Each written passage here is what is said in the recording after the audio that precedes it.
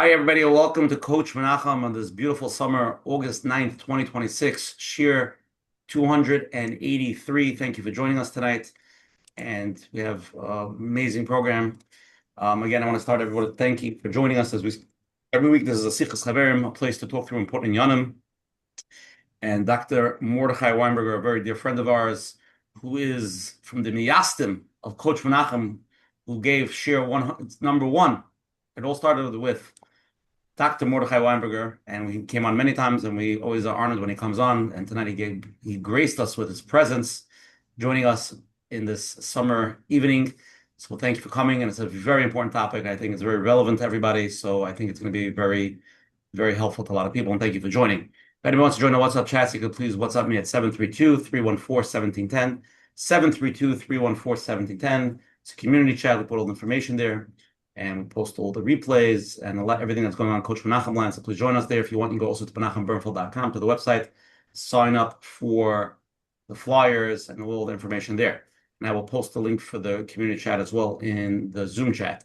And if anybody's watching the replay on YouTube, you can click on the subscribe button. So every week Menachem posts the shiurim, you get to see it. You can also click on the like button, so we get a lot of likes. And me and Menachem can make millions of dollars on YouTube. And we're very excited for that, so please click that like button. Thank you to all the advertising sponsors of Lakewood Scoop here in Lakewood. Ellie and Ariel from Five Central, and Chai Lakau from JCN, the Jewish Content Network, for always promoting us on all the digital Jewish platforms. Tonight's gematria is 283. Harav Agoyin Atzadik Rabbeinu Fried is not here tonight to join us, so we're going to turn over the gematria to Menachem, but he'll go with the opening with that. So I just want to say next week in Shem, August 16th, we're going to have an amazing share. I can't say it's going to be as good as Dr. Mordechai Weinberger yet. Might be better, might be worse. We'll find out. We're in the middle of locking up the speaker and the topic. So as soon as we have that, we're going to let you know. As soon as me and Menachem know, we'll let you know. And we'll send it out. And it's going to be a very powerful share because so far 283 has been pretty solid. So hopefully 284 will be solid as well. And I'm going to turn it over to Coach Menachem Bernfeld, number one, to give us the match for 283 and then open it up. What are we doing here tonight? It's a summer night. It's very hot outside. What are we doing here tonight, Coach Menachem? Thank you. So first, we miss our Noach, and he gave me the gematria, so I'm going to mention it. Tonight's title, The Power of One, How One Caring Adult Can Break the Intergenerational Cycle. So our Noach mentioned that if you have many people, you went through when you were younger, a situation where you needed this, and you got the support that you needed, and you understand it, then you can give it to others. And he says, Ein chochem kabal nisoyen. That the real person that understands it, that those who went through it and felt it, and then they can give it over. Baal hanisoyen is gematria 283. So I want to shkoyach baranoyach for the beautiful gematria. And now we'll start the program. Welcome everyone to another Let's Get Real with Coach Menachem, number 283 with Yad D'Shmaya, Baruch Hashem. And it's a big honor. It's a schos to have our friend Dr. Mordechai with us. Always looking forward to when the program is going to happen. And here we are. Tonight is the program. We talk a lot, and there's a lot to talk about. Tonight probably won't be enough time to cover everything, but we'll try to focus. So it is a schos to have Dr. Mordechai, which his mission in life is to help Klal Yisrael one person at a time to live fulfilling lives. And I think many of us, a lot of people know the work that he does from different places, radio shows, Baruch Hashem, and Hashem should give him koyach to continue the work. So we live in a generation where we know that to connect to people, it takes seconds. You can connect to the whole world. If you have the number, you can connect with people all around the world in just a few seconds. And many people have followers, and it looks like amazing. There's so many, connections that we have. And with all that, we know that we live in a generation where loneliness there's a lot of it. And all those people that it looks like they have their friends and they have social life, when it quiets down, when there is no one around, when they're on their own, in their world, they can start feeling lonely. And you might wonder, what's that all about? So for those growing up in dysfunction, growing up in situations where it was hard, those people probably understand what we're going to be talking tonight, the concept of having somebody with them. But even those who, Baruch Hashem, had a beautiful upbringing, but it could be parents too busy or maybe emotionally disconnected, not really knowing what the child needs. And today we're learning and we know that all the human being needs is just to be seen. Many times you can get everything physically, you can be taken care of, but you don't really get that deep connection of just see me for who I am, unconditionally. So whether we can give it to our kids, and many adults might deny that they're older, they don't need it, but the truth is it's a human need. So as long as you're human, we all need it. Doesn't make a difference your age, make a difference where you are. It's a human need to feel seen, to to to be needed, to be involved with other people. And we hope we all have it. So questions come up. What do I do if I don't? What do I do if I didn't have it when I grew up? Can I give it over to my kids? How do I give it to myself? So these are all great, great questions. And tonight is the time to bring it up. Let's talk about it. Let's see what it is. Let's see if we can understand it and see how we can give it to ourselves and others. So thank you, Mordechai, to be with us tonight. We're looking forward, and Mr. Hashem with a lot of siyata d'shmaya. Goya, Thank you. for that beautiful opening. And let's get into it before we continue. Let me just give me 1 second. Sorry. Okay, I'm going to share tonight's corporate sponsor that promotes the program. Okay. So before we continue, I'd like to first take a quick moment to thank the sponsor, Access to Coverage. If you're paying for out-of-pocket therapy, seeing a therapist who doesn't accept insurance or the therapist is out of network, don't have to assume that the insurance won't pay for it. There's a company called Access to Coverage. We'll speak about it a little for a minute to basically help you try to get a contract with insurance companies that at least cover for a big percentage, if not the entire therapy cost. It's called Single Case Agreement, and they're an amazing company. We deal a lot with them. And of course, every case is unique and, every circumstance is unique, but definitely reach out to them. Their phone number is 732-475-2111, 732-475-2111. Go to the website, Access to Coverage, ACCESS, to coverage.com. Dr. Mordechai Weinberger has something to do with them. And some of his clients have gotten help, so definitely it's a great company. And if anybody's going to therapy, definitely reach out to them. It can be extremely helpful. And that's that. Now let's jump into the bio of Dr. Weinberger. Here we go. Dr. Mordechai Weinberger, PhD, LCSW, The Power of One, How One Caring Adult Can Break the Intergenerational Cycle. Dr. Mordechai Weinberger, psychologist and licensed clinical social worker with over 22 years of clinical experience, executive director of the Serenity Center Clinic in Spring Valley, New York, leading a team of more than 50 clinicians, host of a weekly mental health call-in radio program providing practical guidance and emotional. Achim, you hear that? You know what it is, but send them off. Oh, Yeah, remove. I don't know who that is. Uh, You do it? yeah. Okay, done. Okay, so Dr. Weinberger is the host of the center and at many, many years. And also the most important thing, Dr. Mordechai Weinberger, he is the one that really helped get Coach Menachem off the feet. We're in our 7th year, Dr. Weinberger. So definitely a schus there from day one. Sheer 283. Every year is 2 hours plus. So we're talking about almost 530 hours of Coach Menachem, if not more. And you were I was called the Nachshon that jumped in, and we really appreciate that. And so please open it up. First, I also want you to a little bit explain this because I hear a lot about the Serenity Center. There's 50 clinicians, like a big thing. So just let me know and the people hear what it is.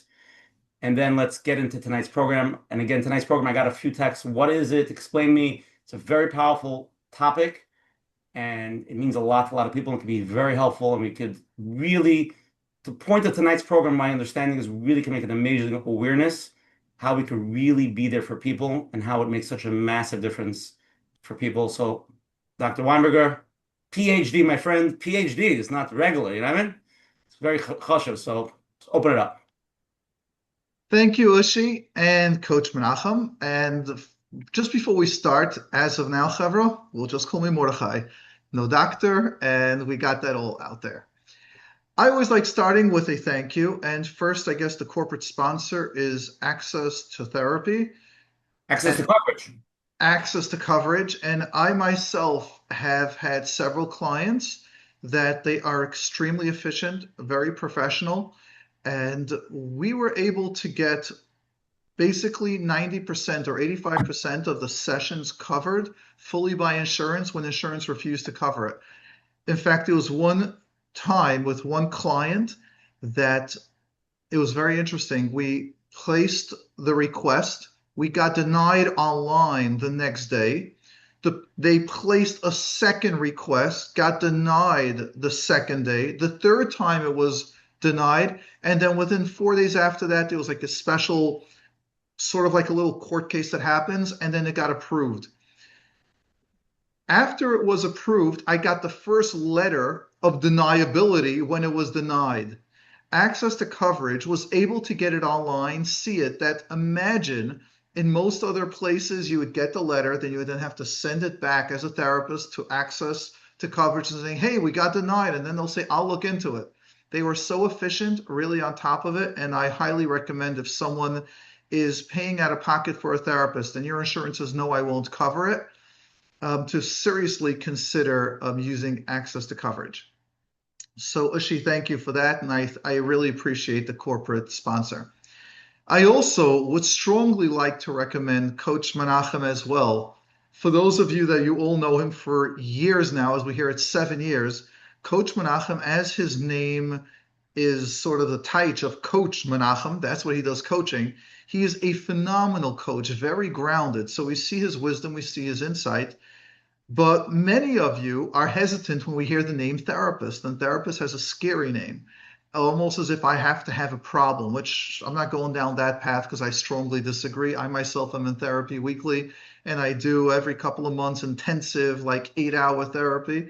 But for those of you that still have that stigma, after hearing Coach Menachem so long and so many other programs and reading it, therapy is very different than coaching, and Menachem is, I believe, one of the best coaches that I know. So if you would like to, if you've built up your trust in hearing him and the speakers and you see his wisdom, I would really strongly recommend that you reach out to Coach Menachem and you say, please help me. And he usually gives you a couple of minutes to speak to get your goals.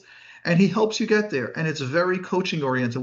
He's not going to talk about your past and talk about all that people many times don't like talking about. It's very much, where do you want to get to? How are you going to get there? What are your biggest fears doing it? We'll help you. We'll support you get there. There's many times daily coaching that he does, a couple of minutes to help you get there. But the goal is there. So as always, thanking Access to Coverage, thanking Coach Menachem for having me. And it wasn't a question. I get invited many times to podcasts. I think I've only done 2 other podcasts in my history. But when you guys reached out, number one, without anyone in the past, I go, I believe in you guys. And sure enough, Baruch Hashem, we're able to see all that you guys have accomplished. You've taken a little finger that I've given and you've created a whole empire. So beautiful. And for those of you that are hesitant, or those of you that listen to them and you've already built the trust, take that next step. Along those lines, when I got to know Coach Menachem and Ushi, at that time I had a group practice. A group practice means that you have a couple of therapists working together, all for private pay, and you have to pay out of your pocket.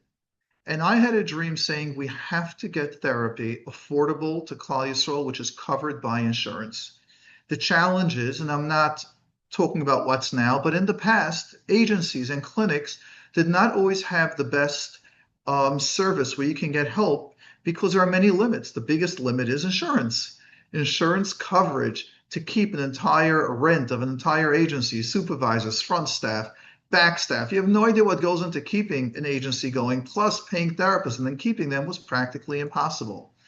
But that was my dream. And Baruch Hashem, about 4 years ago, the dream has come true. And I don't want to focus much on it, just saying that we've got over 50 therapists.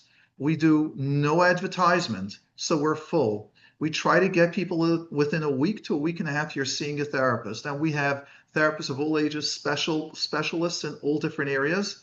And one of the big goals or big components to it is that we focus a lot on supervision, and especially in my trainings. Every week, every therapist must attend a training. We have different times. And like now, my favorite training, I don't want to get derailed off it, is called PTG, post-traumatic growth. No one knows about the study. Almost no one talks about it. Everyone talks about PTSD, post-traumatic stress disorder. Oy vey, and there's now panic in the world. You went through trauma, you have PTSD. Well, PTSD is only 6 to 8%. Post-traumatic growth, which means that people actually grow from the trauma. They're not traumatizing. You can pull through. You have the strength, is over 70%. So now we're focusing with our therapists how to help people, the trainings and PTG, to go through from, instead of not getting to post-traumatic stress disorder, but post-traumatic growth.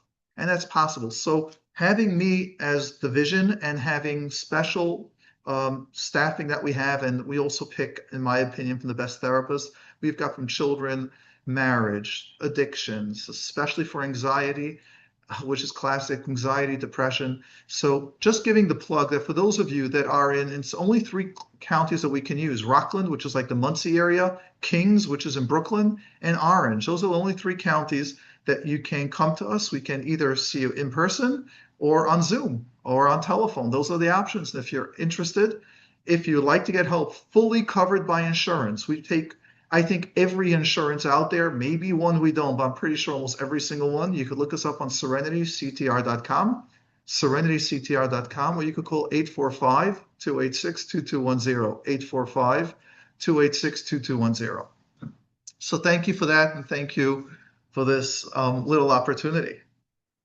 Now, what I would like to talk about is an interesting concept. At the beginning, you guys were all calling me, Dr. Mordechai Weinberger. I'm still getting used to this title, and today's topic is actually my dissertation. I'm a social worker, a clinical social worker for over 21 years. I've done alternative therapy before that, so I'm in the field for many more.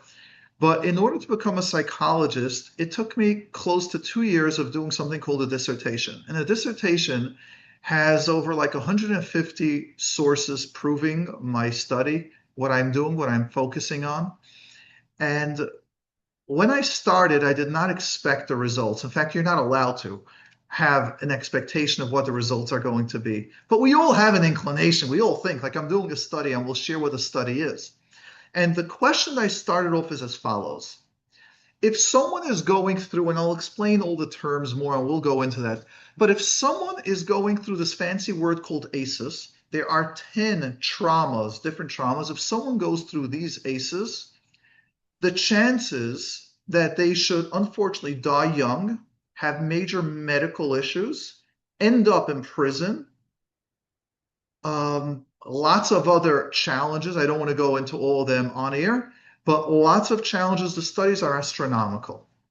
If growing up, being raised, or going through specific childhood traumas. My dissertation is as follows, the question. If you have one person supporting you during that process, one, just one, will it change the outcome? Now, of course, Ushi and Menachem, I, of course, expected a yes, right? Don't we all have that? I'm a therapist. And what would you say if I would ask you guys, like, Ushi, what would you say if one person's in your life? Do you think it would change it? Yeah, obviously, every person that's going to be there is going to help you somewhat, right? Big person That's right. is going to be depressing and even harder. Every person gives you chizuk. That's right. Now, what percentage would you say that from the people that spoke to it, they had someone there for them that it actually helped them? That means that they could actually see between them and their siblings that if they had someone there for them, they got better, and their siblings that didn't got worse. Would you say, let's say I've interviewed 6 people. We plan on taking this study to a much greater sample size. But what percentage of the people that I interviewed would say that actually that one person changed their entire life and they stopped the same intergenerational trauma they stop the intergenerational abuse. They're not acting like they were raised in versus their siblings. So just one person. What percentage? Did you just say 50% of the people? Because when I was expecting 40% of the people to tell me that things change in their life, but they're still stuck in a lot. What number would you say that one person was able to change the amount that they went through, that they're not doing it Well, further? there's one factor also we have to remember. There's people that you schmooze with once in a while, and then there's people that are very there with you. Like there's people that go in the fire with you. So let's clarify. Actually, we're going to talk about both. No, the studies, we'll do a poll. I think we've got one of those polls. How much does a person actually have to be there? I'd love to see the poll. Let's do that poll right now. Let's see what people say. Oh, she just brought up a great point. What percentage do you think that for someone to change your future, how much time do they have to spend with you? Go ahead. Let's get that poll up there. I think It's we one of got the polls. Yeah. Yep. Let's go see what the people say. Let's do the polls. Hold on. Let's do the polls. Here we go. Let's go. Let's do all of this. It's 4 questions. Here we go. No, do one at a time. Oh, you do all I at have to once? do it all together. Okay, wow. Okay. Let's do it. Then you'll do your opening. Okay. Fine. Who do you think is most likely to become the person who changes a child's life? 4 options. A parent. B, a grandparent or relative. C, a teacher or school staff member. Or D, a therapist, mentor, coach, or caring adult. And let's understand this question. This question we're asking, when I did my dissertation, who did the people say actually made an impact? Does it have to be a parent? Could it be a grandparent? Or maybe it's, say, the family because they were raised in trauma. So it can be a relative, and it's in a teacher or school, or is it a therapist, a mentor, or coach? Yes. Or all the above. There's no, I don't do all the above, because if I do all the above, everybody answers all the above, because that's, Okay. Okay, number 2, what do you think matters most for one caring adult to have a lasting impact on a child's life? A, being available whenever the child truly needs them. B, spending consistent time together every week. That means, let's say, like your big brother, every Monday night, you take him out. 3, giving advice and teaching life lessons. Or D, helping the child feel accepted, valued, and understood. From those 4 options, which do you think, in your opinion, has the most impact? Third question. This is, I think, the one that Mordechai was really aiming at. How much time do you think one caring adult needs to invest to make a lasting difference? Daily involvement. B, a few hours each week. C, being there during important moments. Or D, the quality of the relationship matters more than the amount of time. So it means you can see the kid once every 2 months, but that quality is very, very connected. Fourth question. What do you think has the greatest impact on a child who has experienced trauma? A, listening without judgment. B, encouraging and believing in them. C, teaching skills and giving advice. Or D, providing a safe, consistent relationship. So everybody look over the questions, look over the answers, give you 10 seconds, take your time, and then we will review everything with Dr. Weinberger, and then you'll continue your opening. Dr. Weinberger, can you explain to everybody what a dissertation is so everybody understands what it is? It is a process that I had no idea what I was getting into. Dissertation I'm trained as a social worker and as a clinical social worker for about 21 years. And social work is very much go where the client's at, be where the person is, go with their feelings. If they're telling you right now, we're doing this program in the evening, it's the middle of the day, it's, wow, let me go into your world. Tell me how we're right now in the middle of the day. Let me understand it. And the more you get into the world, the more you understand it. That they're saying, really, I wish I was in Eretz Yisrael, and right now it's the middle of the day in Eretz Yisrael, and Libi b'Mizrach, and that's where I am. And, oh, I understand it. Instead of going, what are you, crazy?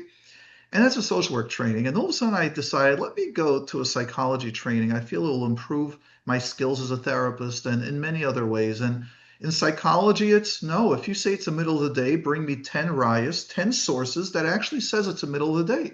Bring me 10 sources that will disagree with you, that it's the middle of the night. And since with today, a lot of the classes are online, or you have to post your information online, you have to respond to some of your colleagues' information, agree and disagree with sources. You can't just say, well, I think that it's not true. No, why do you think it's not true? Where is it? So after going through 4 years or 5 years of training of these classes, and everything's got to be sourced, now you have to give a shtickle Torah. A shtickle Torah takes about 2 years roughly, minimum is usually a year and 3/4, where you have to start. It's written in 5 different parts. And the first year is proving your theory, making sure that you have a theory, and it has to be something that hasn't really been discussed in psychology before. So you'll have to find a little piece that hasn't been discussed. And since my training and most of my life, my professional life, I've been working with people that were traumatized. And trauma, I wanted to see what would be the impact of one person in your life. Does it change the trajectory of your entire life, especially for children? Now, just to share with you a challenge that we don't know what happens in the dissertation, it took me 4 months to get approved from the IRB, it's called, and that's the Internal Review Board. Because I'm working with people that were traumatized as children, they want to make sure that my questions don't re-traumatize them. We don't re-victimize them. It took me 4 months of sending in my questions to them till I was approved to work and to do my first interview. So I had to send them my questions. I had to prove that I'm trained. I had to make sure when I reached out to people that they know that I'm a licensed therapist. I'm also a mandated reporter. If they share certain information, I might have to report them. There is the way they had to make sure everyone went to at least one therapy session or with a clergy or with a rav, with someone. There is so much that goes into it. It's not like, hi, I have a dissertation, I have an idea, let's do it. No, I first have to, and I have 2 professors reviewing every single one of my information at all times for a year and a half. I spent about 30 minutes a week with each professor, spending 8 to 10 hours writing my information, then getting feedback. So a dissertation is not a small step. So it's not a Hamish thing they sat with 2 guys in shul and they said, "Oh, this is what happened to me," and you made a challah and kugel out of it. No, not only that, in fact, what I'm going to be showing you later on that I had just to get an idea of how everything has to be just transcribed, the amount of words that was put into it, the amount of pages that had to be reviewed is astronomical. Like just one little idea. If you would ask how many pages do you think was transcribed that I had to do the review, because when you actually have to start writing down their study, one of the things I need to do is I need to highlight every single word and then put it into a category or a theme, as we call it. How many pages do you think I have to sift through with a highlighter? 300.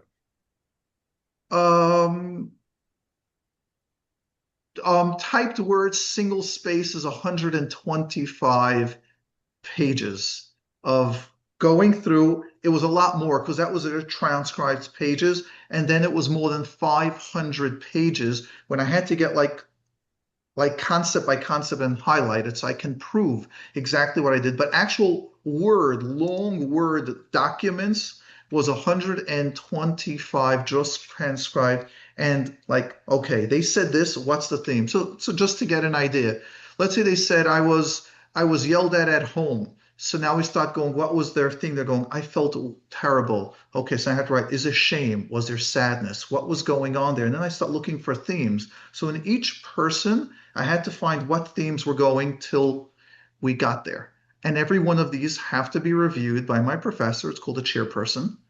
That reviews and makes sure that it all matches and it's accurate and that themes match. And I had to show quotations, what the person said and why it actually agrees. And then after all that, with the 6 people, now I had to put in a table and show that my theories are matching across all 6 people. So a dissertation is about a year and 3/4 of hard work, many different places, people, plus having a clinic. Tonight's program is about 2 years of Dr. Mordechai Weinberger's work and sweat. So we're gonna say it over in 2 hours. Basically, and my biggest goal was the surprise as to how powerful one person is. And I've been speaking about this, and this is one of my passions to the therapists. And we're going to see the power of family members and friends. You don't have to be someone special to make that huge change. So let's go. Okay, let's go through the polls, okay? Yeah. Here we go. First question: who do you think is most likely to become one person to change a child's life? The number one answer a person writes, 44%, is the parent, 13% a grandparent or relative, 18% a teacher or school staff member, 25% a therapist, mentor, coach, or another caring adult. So the number one answer is people believe the parent, And then people believe it's either going to be a therapist, mentor, coach, or other caring adult. Dr. Weinberger. The answer is all the above. And I'm not doing it cheating, but I just want you to realize this. When I'm saying a parent, and I'm going to show you one of the people that shared it, this was very encouraging because by one of the participants, their parent had a tremendous mental disorder, that the entire house and family was in havoc. But their other parent was their rock, was their stable person. And the same was that it was a very messy divorce. And while they lived with one parent that was highly dysfunctional, the other parent was stable, and that was able to support them and their siblings. So just realize it's a parent. I'm going to go through the details of the 6 people that I interviewed. Of course, keep everything confidential, their information, and make it very neutral. But it's extremely encouraging because you can have one of them will be a grandparent that didn't come often. But when that grandparent was there and spoke, that grandparent, while the parents were fully dysfunctional, that grandparent was able to make the difference in that person's life, that they are successful beyond. And unfortunately, as that person shared, their younger siblings that the grandparent didn't have the energy to be involved are copying the intergenerational behaviors. And we're going to get into that later on of the studies that are showing that people do copy their environment. The attachment theory is very much there, and we're going to get into that in intergenerational trauma. So realize a parent, grandparent, a teacher, a rebbe, a therapist. We're going to get into how controversial therapists are because most shared that therapists actually were not successful. We'll clarify that when they went through the trauma, but how it was needed or necessity after to succeed. But a therapist in the concept of make changes, no, but a mentor, a coach, and a caring adult was able to do the same power as a parent, a grandparent, as a teacher. So just being a person that person will connect to, not divulge all the secrets. There's so much to share about what you don't have to do, that thinking about, oh, I have to be a therapist, I got to tell everything. No, just be there. Let's go to the second question.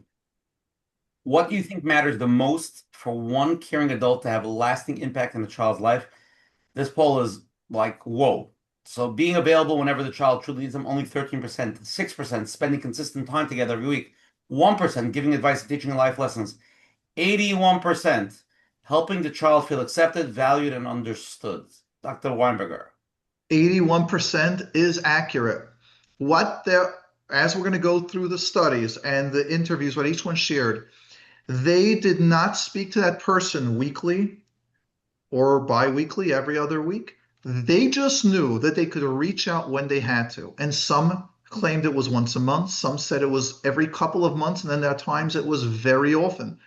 The point is they knew that they have someone to reach out to. Isn't that powerful for a moment? Like Coach Menachem, what would you say to that theory that we think, let's say I'm a therapist and I know weekly therapy is extremely important if you want to see consistent change. As a coach, what would you tell someone if they say, okay, I want to have one coaching session and follow up 6 months later? Will they get anywhere? Probably not. And the question is why they want to see a coach once in 6 months. What is it that they're looking for? Exactly. So if you want to make measurable and memorable changes in your life, you're going to have to do it consistently. Yet the study showed that what mattered to people being raised in ACEs is, we're going to explain that word, but being raised in complex trauma, what actually helped them was just knowing that they could reach out to someone and they would reach out whenever they needed. And that to me was counterintuitive, but yet that is the power of changing and breaking that cycle.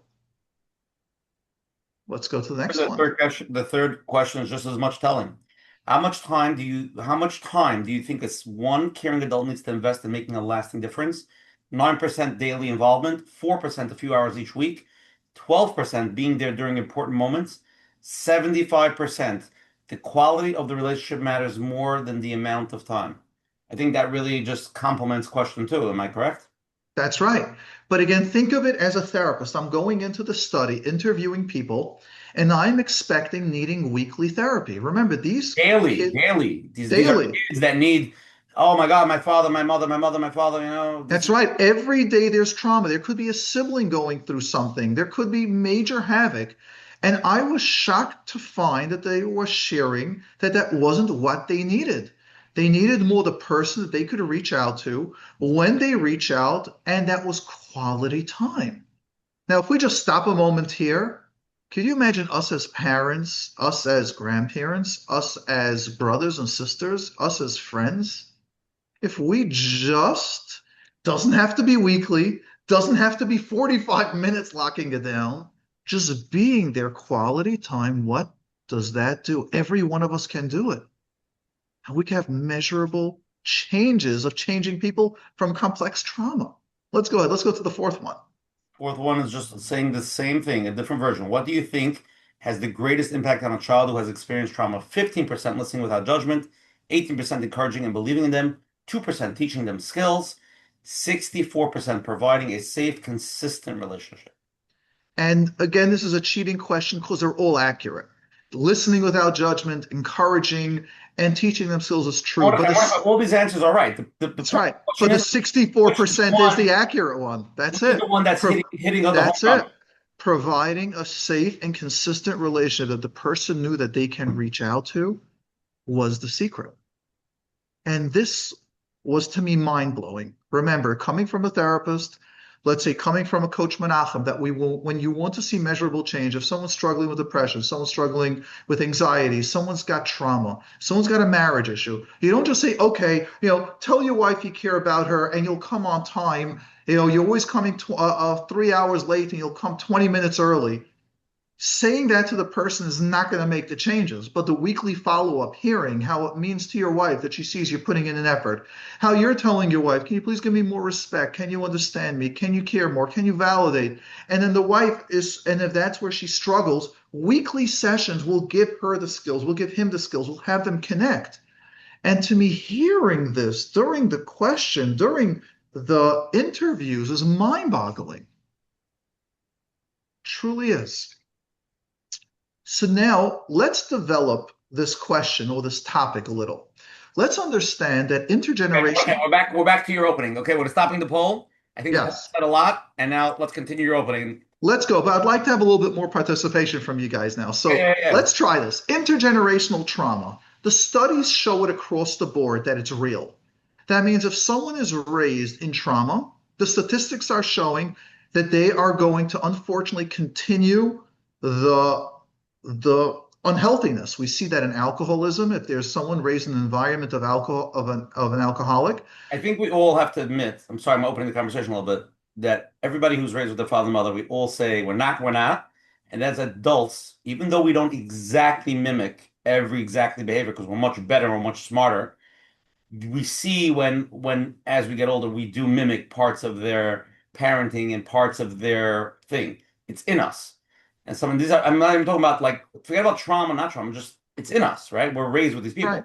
And when people are raised with trauma, as much as they this is trauma, at the end of the day, they play it out in their own lives, and it's intergenerational. It goes from the next generation to the next.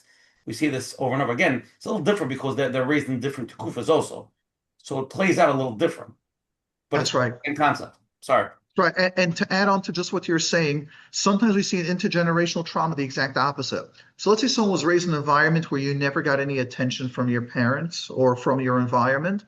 You might either continue, we're going to get into it very soon, so I'm going to talk about the attachment theory, which is a big one, but you might be the exact opposite, where now you're so involved in your children's life. You're there at every single step. I had a day camp reach out to me saying, how do we deal with a mother that comes 3-4 times a day to the day camp to bring the kids food and to check up on them all the time? And unfortunately, it's messing up the structure of the day camp. But what's more is when she brings the kid, the other kids start coming running, and then they don't want to go back to the day camp. So I said, and they wouldn't set up the boundary of the mother. No, what are you doing? You're ruining. I said, could you just ask her why she's doing it? And she said, yeah, she said she was raised in an environment that when she was sent to camp, no one even showed up to visiting day. She was the only child that never had visiting day. And she had an older brother that would just give her like $20 to canteen, going back when it was. So she wants to show love to her children by she showing up to day camp several times a day. Now, the intergenerational trauma goes, sometimes we act the same way or we act the exact opposite way to such an extreme that we're still victimizing the children. We're not allowing them to develop their help. So we don't want to judge, but intergenerational trauma is real. So that is Hakdama number one. Studies, thousands of them. There's another interesting study that I started mentioning, and that's a famous word that I really did not know. I knew of it, but I didn't know the fancy words until I was literally laying in Yom V'Layla, my dissertation. That word is called ACEs. ACE, ACE stands for adverse, which I didn't really, it's a classic English word, but adverse means like extreme trauma, sort of like extreme situations, so adverse. And then C stands for all the complex stuff. Childhood, so adverse childhood experience. So there's a study that this person came up with, and they realized that there are 10, they made 10 questions. This is done internationally, all across the board, everywhere. The more of these 10 ACEs, traumas you experience, the higher likely it is for that person to die young, to die earlier, to develop lots of medical conditions, physical pains, and medical illnesses, to unfortunately end up in prison, to have violence occur in your life, as well as divorce and a lot of other challenging situations. And it makes sense. So I'm just going to share, and I'll of course share the kosher version, just to hear what are these 10 questions. These 10 questions are, in your childhood, did you experience emotional abuse, where you are yelled at, humiliated, afraid to speak up, and afraid that you'll be physically hurt? Second one is physical abuse. Did you witness or experience in your house where you're pushed, grabbed, slapped, hit, and sometimes even to levels where you would have physical marks on you? And if you were ever sent... That it happened once or twice, or it happened on a consistent basis? Either one is okay, because even if it happens once or twice, that person usually would be very angry, and it could happen. So the fear that it could happen. So physical abuses that actually happen, it doesn't matter how many times. If it actually happened, you already have two. So if there was emotional abuse, if the guy's physically abusive, let's say the father, and then so that most likely there's the emotional abuse, the fear, plus there's now a second ACE of physical abuse.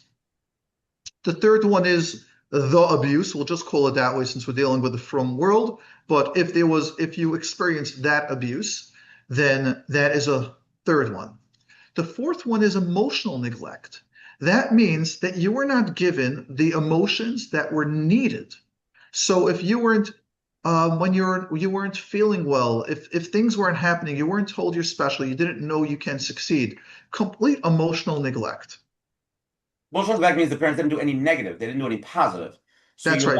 Right. So I mean, Rabbi Russell said a few times, emotional neglect is sort of the worst neglect, because at least if you're physically abused, you could always go to the therapist and say, "My father beat me," and you can talk about it. Emotional neglect is there's nothing happy. You're just like, you're worthless. That's right. There's also more than that. In the emotional neglect, what happens is, and also there's also physical neglect. What happens with these neglect is you'll usually have a sibling of people tell you, every house you have, the parents don't have time to look at you, or parents don't take you all the time to the dentist when there's physical abuse, like physical neglect. And you can rationalize it, and the person walks around saying, what's wrong with me? So emotional neglect is not where parents don't have time at times. Parents are working today. Let's be real. I don't consider myself saying that I'm giving my kids the level of emotions that I would like to give. Of course, we all want to give more. And of course, we want to keep each child as if they're an individual child. But emotional neglect is a lot more the basic staples of who you are as emotional. What's going on? Your kids are in camp. How are you doing? I've worked with people with emotional neglect where I had someone had to pick up a phone when it used to come those good old days when you called and you had to put in quarters. She would put in the quarter, act as if she's talking to her mother for 5 minutes and having a one-sided conversation, but her mother wasn't interested and her mother never answered the phone. We're talking about emotional neglect where I've worked on these people. They on the outside look successful. Inside they're going, many times I don't want to live and I won't tell it to anyone. I look like I have all the answers. Do you know how many times they have therapists, they call it like the wounded therapist, where the person goes, I'm helping so many people on inside. Where am I? What am I feeling? So emotional neglect is that no one loved you. No one ever told you you're special. And I'm not talking about that person like where the parents can't say the words you're special, but they're showing it to you, where they're smiling, they're showing up to your chumash play, your siddur play, you're graduating. I'm talking about, like, imagine someone would write a book and their spouse wouldn't read the book. That's neglect. Like, you've invested years in this and no one's interested. No one said, hey, you're good. So the emotional neglect is saying, that it's intense. It's not as many times people will do that. And physical neglect is similar. So that's another one. Number 5 is physical neglect. Not having enough food, not having enough clothing to wear.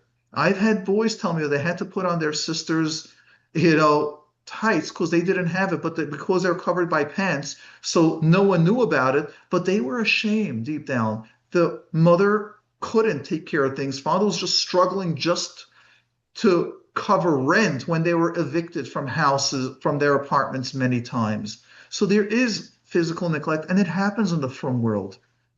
It's sad, and I don't like when people, try to say, oh, it doesn't exist. We have phenomenal organizations out there, but mental illness and physical and emotional neglect is there. The 6th one is parental separation or divorce. I was surprised that made it to ACEs, but it still made it to ACEs. 7 is violence. It's very traumatizing. Why not?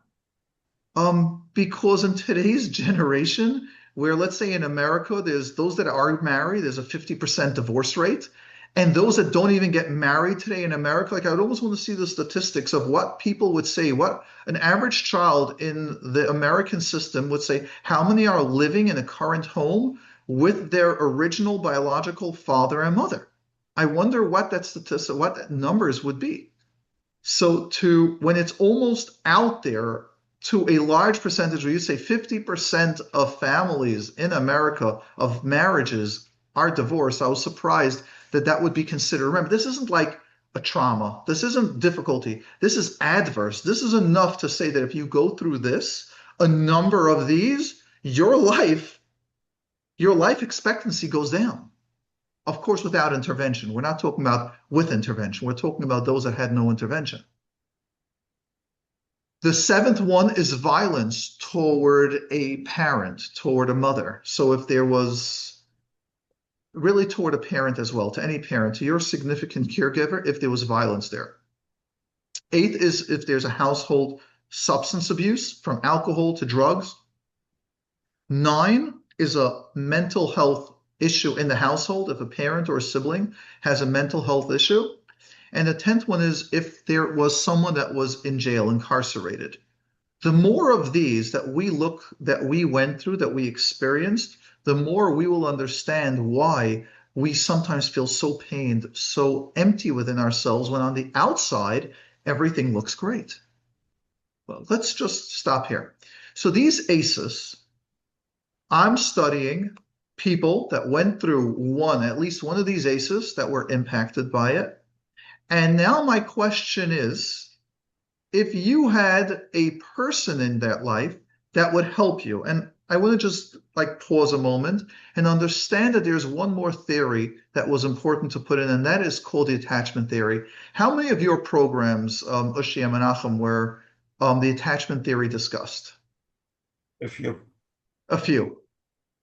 So just to give a little bit of history. Not healthy attachment, Exactly.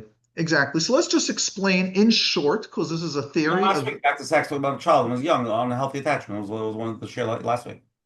Exactly. So what did they share about the attachment? So instead of going what they did, let me just explain in short the attachments, and it's always much easier if we just go through that. There are 4 types of attachments. The first one is called a secure attachment. Just so we get it. So a little bit of history. There's a guy, John Bowlby. John Bowlby is the guy that makes this attachment theory. He is a psychologist that he actually tested. Many of his subjects were Jewish children during World War II. He was a British psychologist. And when the Nazis were bombing London, England, and the cities, what they did is they wanted to save the children.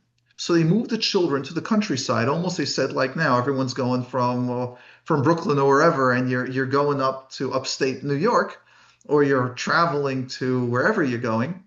What's happening is, because those days they didn't have, as we had now, those guided missiles where you could just know where you're hitting and it hits. They just had to drop them from thousands of feet above ground. And if it was a countryside, the chance of hitting a building was so small that they wouldn't bother doing that. They just went for the cities and just bombed. So they had thousands of children, tens of thousands of children sent to the countryside. And what he noticed was that some children were thriving away from their parents, and some children just fell apart.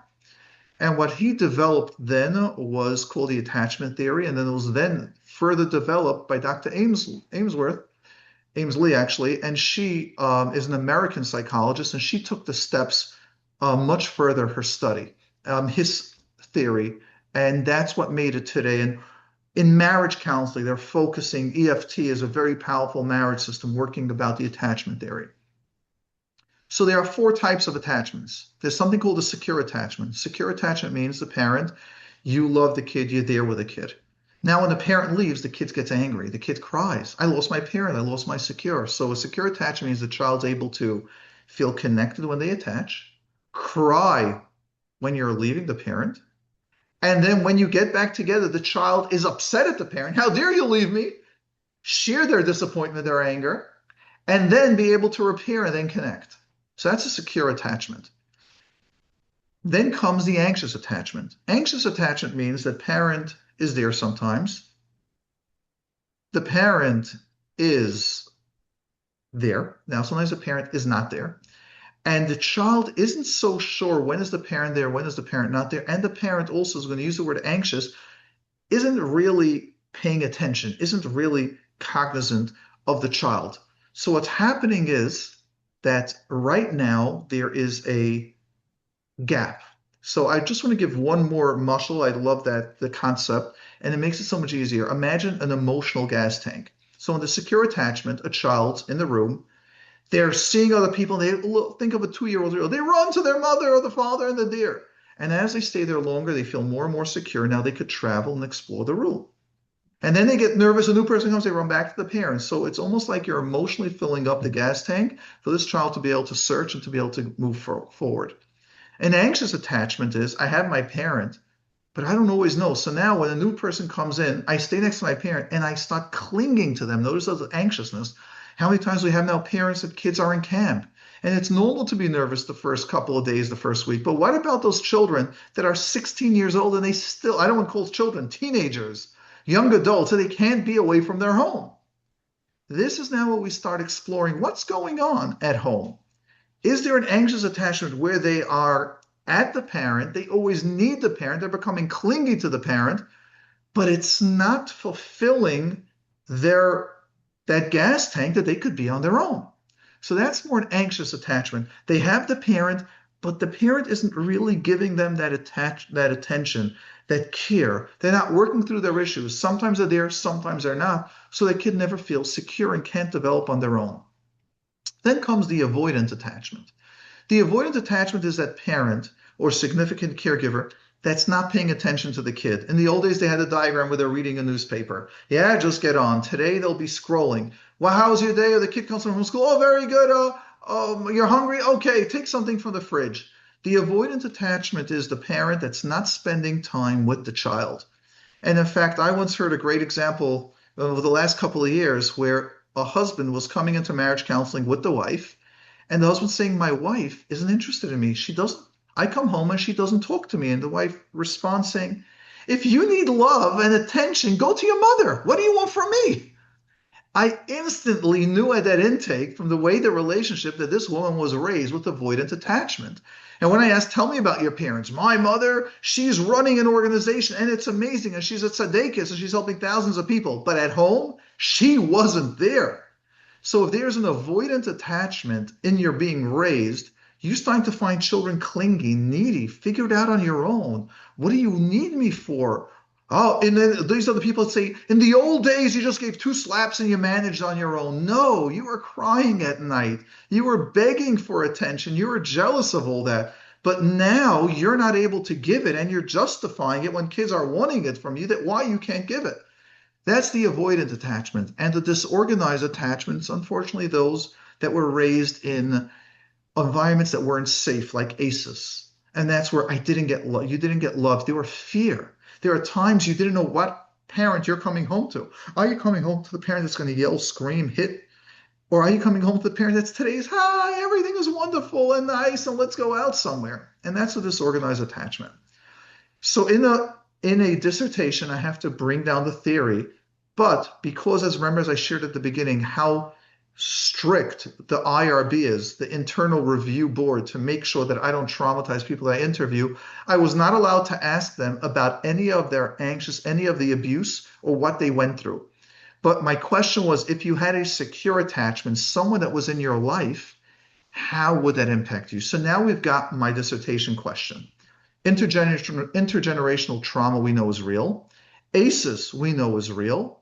And my question and my research is, what happens if you have a secure attachment person there in your life? So it's all based on professional literature. What is the outcome? So now that we got that out of the way, that we got my dissertation theory, we got all that, let me share with you the people I interviewed. They're between the ages of 24 and 40. They have to be, which is 39, but it has to be between the ages of 18 and 40 years old, because above 40, it was just, they felt like they might not be able to remember what they went through and how that person was there.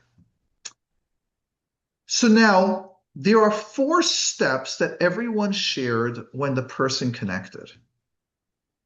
Oshi, what would you say would be the first one? Or do we want to open it up to some of our, how does the program work exactly? Continue. All right. So Oshi, what would you say would be the first step? How does a person connect to someone? So let's say there's a child. Let's take an older age, a 16-year-old. Let's say you have a nephew that you know. I don't know your life, Oshi, that well to know if you have nephews and nieces that be going through. So I'm just making this up. But let's say someone has a nephew that they know that the parents are going through a very hard time and this child's being neglected. What would you say is the way for this, let's say, uncle or aunt to connect to this nephew? What do you think they would have to do? First, I was obviously just schmoozing with them, get them comfortable with you. Just building a safe, regular relationship, not getting deep or anything. Just, like I have a lot of nephews and nieces. I see them, hi, goodbye. There's not like we schmooze, I make a joke with them, but like I guess having like a few hour conversation on and off, that we have some type of a relationship or calling them, just checking in. Hey, I'm your uncle, what's going on? How's yeshiva? Just basic opening up the my nephews and nieces won't call me. I'm an uncle, like I'm so much more not on there. But if I would call them and I would open up that communication gate, I guess opening up the gates of communication. Exactly. So I'm going to read to you all 6. I just picked one sentence because when I put this to my chairperson, which is a methodologist, the one that actually makes sure every word is correct and the boxes are all filled out, I had to have about 15. But I just picked one sentence from the 15. So the first person shared, he was extremely available. I could talk to him or ask him anything. And by the way, on my screen, I have he said at between 15 minutes and 33 seconds and 16 minutes and 10 seconds. Like the methodologist would go through the transcripts and make sure that when the person quoted, it was actually at those minutes, just to realize the details of what goes into a dissertation. It's not just, hi, the person said it. It's got to be which words quoted the words. The second person said, knowing that I could reach out was that thing that kept me going. Just noticing that I could reach out. So sometimes they were reaching out, sometimes no, I could reach out. The third person said, I would literally reach out to him. We even set times weekly just to connect. The fourth person said she would sit with me and really listen what I was saying. I felt like my thoughts mattered. The fifth one said, I wasn't alone and I had someone to go to when I needed help. And the sixth one said, I knew I could reach out to her. So just what you said, Oshi, reaching out and giving them the feeling that they could reach out as well. The first step, that's it. Understand all 6 people. And the common theme was everyone had this. Now, Coach Menachem, the second question that is a second theme that came up with that from all across the board, and that is a supportive relationship function as secure and compensatory attachment figure. What role do you think this relative friend, mentor, rebbe, teacher, grandparent did? What was that role? I would think it's the support, so not so much that they can help them with everything, but it's more being there, understanding, and maybe helping them to come up with solutions. That's right. Exactly. And now I'm going to read you the quotes that they said. And I noticed in the chat someone, let's even ask you guys, so those that are on, someone put in holding space validation. What would you recommend was now the second step that once, remember, they're being raised in an environment where people are knocking them, people aren't giving them any attention, any care. They might be knocking them. What would you say is that second step that person's now that's interacting in their life? What would you say they're doing? So for those of you that will do it, I'll just share it. So the second for this theme came up, he gave me a lot of support, a father figure type attention, and this was from a rebbe. The second person said he was for me very much like a mentor and a big brother. This person actually did not like therapists. He went to several therapists and everyone sent him to therapy, and that was actually terrible for him. But this second person said the therapist was someone that supported him, but that's when the therapist stopped doing therapy. The therapist was the mentor, and that's why he's saying he was more of a mentor and a big brother. But let's go ahead and see some more of the people that are sending things in. Showing interest, that you're there for them, exactly, and taking action. Filling in the gaps, we're going to get there. That's going to be more the third one. In this, but especially in the third one, giving them care, something that shows that they care. Absolutely. In this step, when they're starting to be the big mentor and the one that helped them, absolutely, it started changing that internal dialogue. We're going to get into that third. That's going to be the third theme. Yes.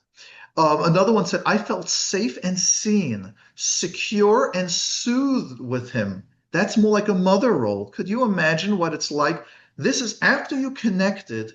What happened now? That the attachment, as you're forming the attachment, felt supported like a father, a mentor, a big brother, felt soothed. Notice all of us can do this for a friend, a neighbor, anyone.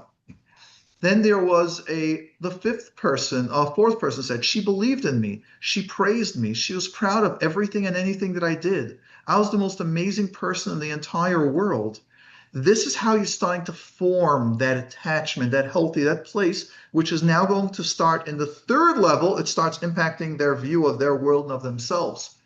The fifth one is the way he supported me was by listening and staying positive when I was going through things, just listening and staying positive. And the sixth one said, being with her family gave me a sense of belonging and being part of something loving. Can you imagine what it's like being in a home where there's no love, and all of a sudden you have an aunt or a grandparent or a friend that takes you in?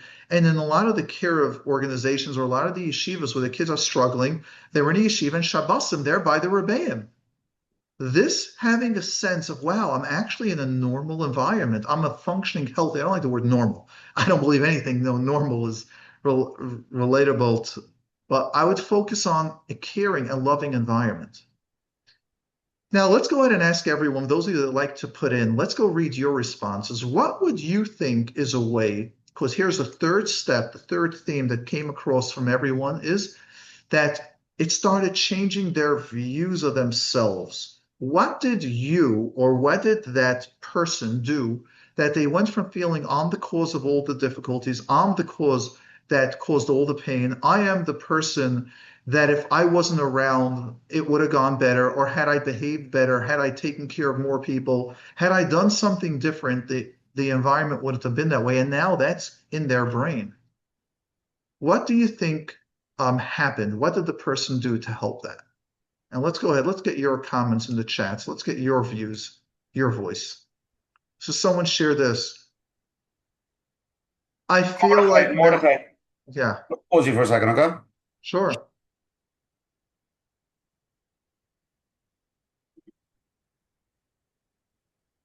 Let's go to this question. Sure. Hi. Hi. So I appreciate you taking my question. I was wondering, I grew up in a chaotic environment, a lot of emotional neglect, and some of the ACEs that you mentioned. I left home over 10 years ago, and I'm going for my own help and doing my own therapy and all that. However, I have some siblings that are still living at home, and I'm trying to do what I never got. I'm trying to be there for them and listen to them and just validate them and hear their feelings and hear what's going on for them. But every time I talk to them, I get dysregulated and triggered, and it really takes a toll on me. am I supposed to be there for them, or am I supposed to be taking care of myself? Wow, wow, wow to that question. And I'd like to share about that wow, because what you're almost asking a question is as follows. Do I give away my life for them? I can't function. I can't handle it. I'm getting dysregulated when I hear what's happening. And I want you to know that is a very heavy burden to carry. I would share with you that as therapists, Baruch Hashem, as I shared at the beginning, that there's, the Serenity Center Clinic that I'm the executive director of. We have over 50 clinicians. One of the most important and first steps when we help clinicians join is I give them my personal cell number. The clinical director gives the personal cell number. And that is because we don't want any therapist carrying a burden, even though it's not our family, carrying that alone. It is so hard carrying that burden. And if you're not trained, and especially when it's your own family, which you're re-watching the trauma, seeing that, re-experiencing it, it can be 1,000 times harder on you. So I would never tell you, answer that direct question as to what you should do. I call this dinei nefashos, because as we're going to get into a little bit more of this, you're actually changing generations. So one of the people that shared that, we're jumping to the fourth step. The fourth step, which shocked me, it wasn't my question, but I put it in after the first interview, was all 6 people shared that once they were able to get help themselves, they are all paying it forward. 5 people are doing it to their own family members and to others. One person said they don't have the energy to give it to their siblings or like nephews and nieces, but they're giving it to their children. And we don't realize sometimes that giving it to our children is the greatest gift because we didn't have it. No one taught this to you. In fact, as the subconscious, the limbic system, the amygdala, the whole deeper part of the brain learns by behavior. So if you were raised in dysfunction, by you stopping that intergenerational behavior and you actually giving your children love is amazing, is wow. Now the question is how to help your nephews and nieces. There are so many steps to that. How dysregulated do you get? How uncomfortable is it? How often do you speak to them? What are you doing to help yourself? Would you, let's say, consider going to therapy weekly just to be able to support maybe 2 or 3 nephews and nieces? That might be a worthy tzedakah that you might choose to do. So here you're learning how to balance. You might be able to help certain situations, set certain boundaries. At certain topics I could be there for you, but certain topics I can't. Knowing you could come to me. These are all, it's not all or nothing. Many times in therapy, we teach that to therapists, and that's something that I still struggle with when someone would come to me and go, I'm not an expert in this one area, but in the other 3 areas I could help you. So you're asking the questions to people sound very black and white. Like, I was raised in dysfunction. I want to help my nephews and nieces because I've changed the intergenerational pattern, but my siblings didn't. And now my nephews and nieces are being raised in that. And I want to be the support to them, but it's hurting me and I can't function. And that's where Rabbanim come involved. Many times the Rabbanim tell you that if you hang up with your nephews and nieces and now you can't be that mother to your children, you can't be that wife, to your husband, they will help you, not all or nothing, but how to manage that or what to do or when to do it. But also realize that you being involved even a little bit is huge, is really huge, and you change it. And you change the power, and you don't have to do everything. You don't have to do it all. We don't expect you to do it all. Does that give you a little understanding? A little bit, but it's still so complicated because That's right. I don't know what's going to come out of my siblings' mouth. So I can't prepare myself. And it's just so hurtful to see them Can we struggling. shift that sentence a little, just from doing this for so many years? Can we shift that you don't know what's going to come out of your sibling's mouth? You know exactly what's going to come out. You unfortunately do it. You just don't know when it's going to come out. You know their behaviors because you were raised in that same environment, just a little different. You've interacted with that sibling. You just don't know when. They're unpredictable. That's that fourth attachment called a disorganized. You don't know if you're going to call up today. That's going to be, hi, how are you? I miss you. Or today it's going to be, you ruined my family. It's all because you're involved why my children are acting that way. But you actually do know. And that's where your support comes in. We don't expect licensed therapists that are trained, go through training, continuous go through training to manage an environment that you described alone. So why should you with no training? Yeah. So my suggestion is get support. If it's support from a Rav or Rebbetzin that understands dealing with complex situations, if it's you going to therapy, notice how people get triggered by the word therapy. So I like changing the word, getting support from an expert in that field, which has lots of training and continuously gets training and supervision, happens to be a person that's the title is today therapist. Get the support if you'd like to make that impact on your nephews and nieces. Don't carry it alone. Don't. You don't have to carry it alone, so don't. All these questions, imagine you can have someone weekly to discuss these questions with and support you. And even cry with you when sometimes I call those Mashiach questions where there are no answers. But you can cry. And that's one of the beauties that we have today of Rabbanim Gedolim. The previous, like Chassidisha masters would always talk about, that you just have someone to speak to. We can cry together. Let's go to the next live question. Sure. You're on. Thanks. Being that a parent is like the most important one in a child's life and who could be the biggest support for them, like what would you say? I know this is like a huge question, but how could a parent stop the intergenerational trauma if that parent themselves went through trauma? Okay. Can you ask the question again? Because I feel it's a fully loaded question. Just ask it I'm again. not really sure I'm asking it clearly, but basically if the parent themselves went through a lot of trauma, how can they be the one to stop it? And they're the main one who could stop it because they're the parent in their child's life. I think your I'm going to question, clarify the question. I'm going to clarify the question even deeper, okay? yes. Somebody was raised with dysfunctional, abusive, emotionally neglectful parent. They're married now, they have kids, they're processing it. They're just trying to balance, forget about anything else, they're for themselves. Now, at the same time, they have their kids. So she's asking the $1 million question. How, if you were raised with all the trauma and all the pain, and now that you're realizing how hard it is just to function and how much damage it had to you, because now you're in that point of life where it's affecting you, and all of a sudden you have a bunch of little kids, and you're seeing that you see you passing it over, and you're like, oh my God, I don't want to do this, right?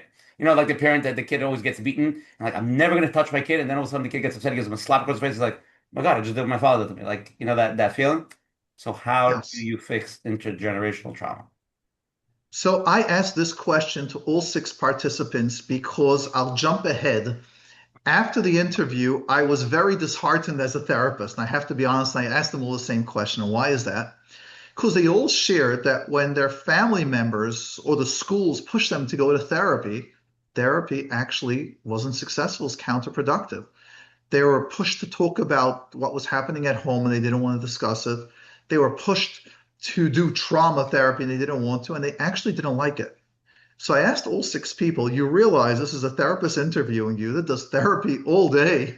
I got an entire clinic and listen to what's happening. You're saying therapy didn't work? And they actually clarified. They said, no.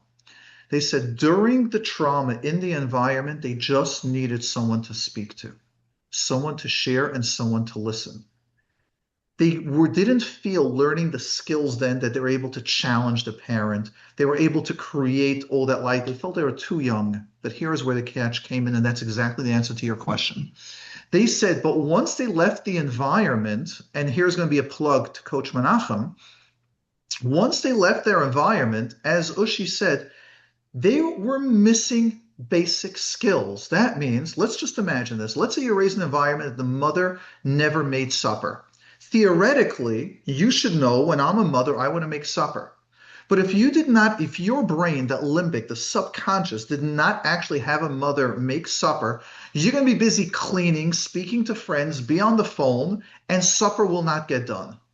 What they needed is now a therapist after they left the environment to literally teach them, make sure you have supper. You prepare supper an hour before, and that's the Coach Menachem plug. Or just to mention, like you said, that they go the opposite way, like post-war. Yes. Did you eat? Did you eat? And they would stuff them like a turkey, because they were, you know what I mean? Exactly. So someone just shared the answer in that. So they all shared that they needed social skills. They did not understand. Imagine this. They're raised in an environment that if you ask, let's say the parent was, let's just pick on an example. Let's say a mother's depressed in bed and you ask, Mother, what are we having for supper? And she start yelling, What do you want supper? I can't manage. I'm stuck in bed. Also, you learn, don't ask. Now, this person is getting married and they see that their husband's nervous. They want to ask, like, why are you nervous? Did I do something? Is something going on? They're afraid to ask. They're missing social skills. They're missing basic communication skills. Now, how are you going to learn that? All six participants said, sorry, 5 out of 6, but that one of them said that they had a healthy parent that was in the environment, that parent actually taught it to them. But the other 5 said they were intensive therapy once they left the environment, learning basic life skills. I had someone recently, I'm not talking because I want to keep things confidential, within the last year and a half, where someone asked me as follows. They're fostering a child, they're taking in a foster child, a from foster child from a from home, and the boy is about 8.5, 9 years old. And the foster mother's asking me, the kid, they tell him to take a shower, and he comes out and he's reeking of an odor that he didn't shower. And she's saying, like, am I allowed to go in there and teach him how to shower because he doesn't know how? So to him, shower was going in. The parent never got the temperature right. So to him, shower was a freezing cold shower. And we said, absolutely, that's what parents do. If a kid needs it, you're now like the legal guardian. They had to teach him how to put shampoo and soap the body. They had to teach him how to make the temperature. Now, of course, you'll have the father, but the father's not there. This, like the foster father, literally teaching skills, emotional regulation. How do you handle if you're angry? How do you handle when you get upset at a kid? You get upset at your spouse? Do you have the skills to communicate? Coaching, weekly therapy session, having someone help you, going to, let's say, Coach Menachem, saying, This is my goal. Don't expect yourself to know it and to be able to bring it into reality. If it's not practice, that's behavioral therapy. So I'm a big believer of all modalities, not just one. It's how to know when to use it.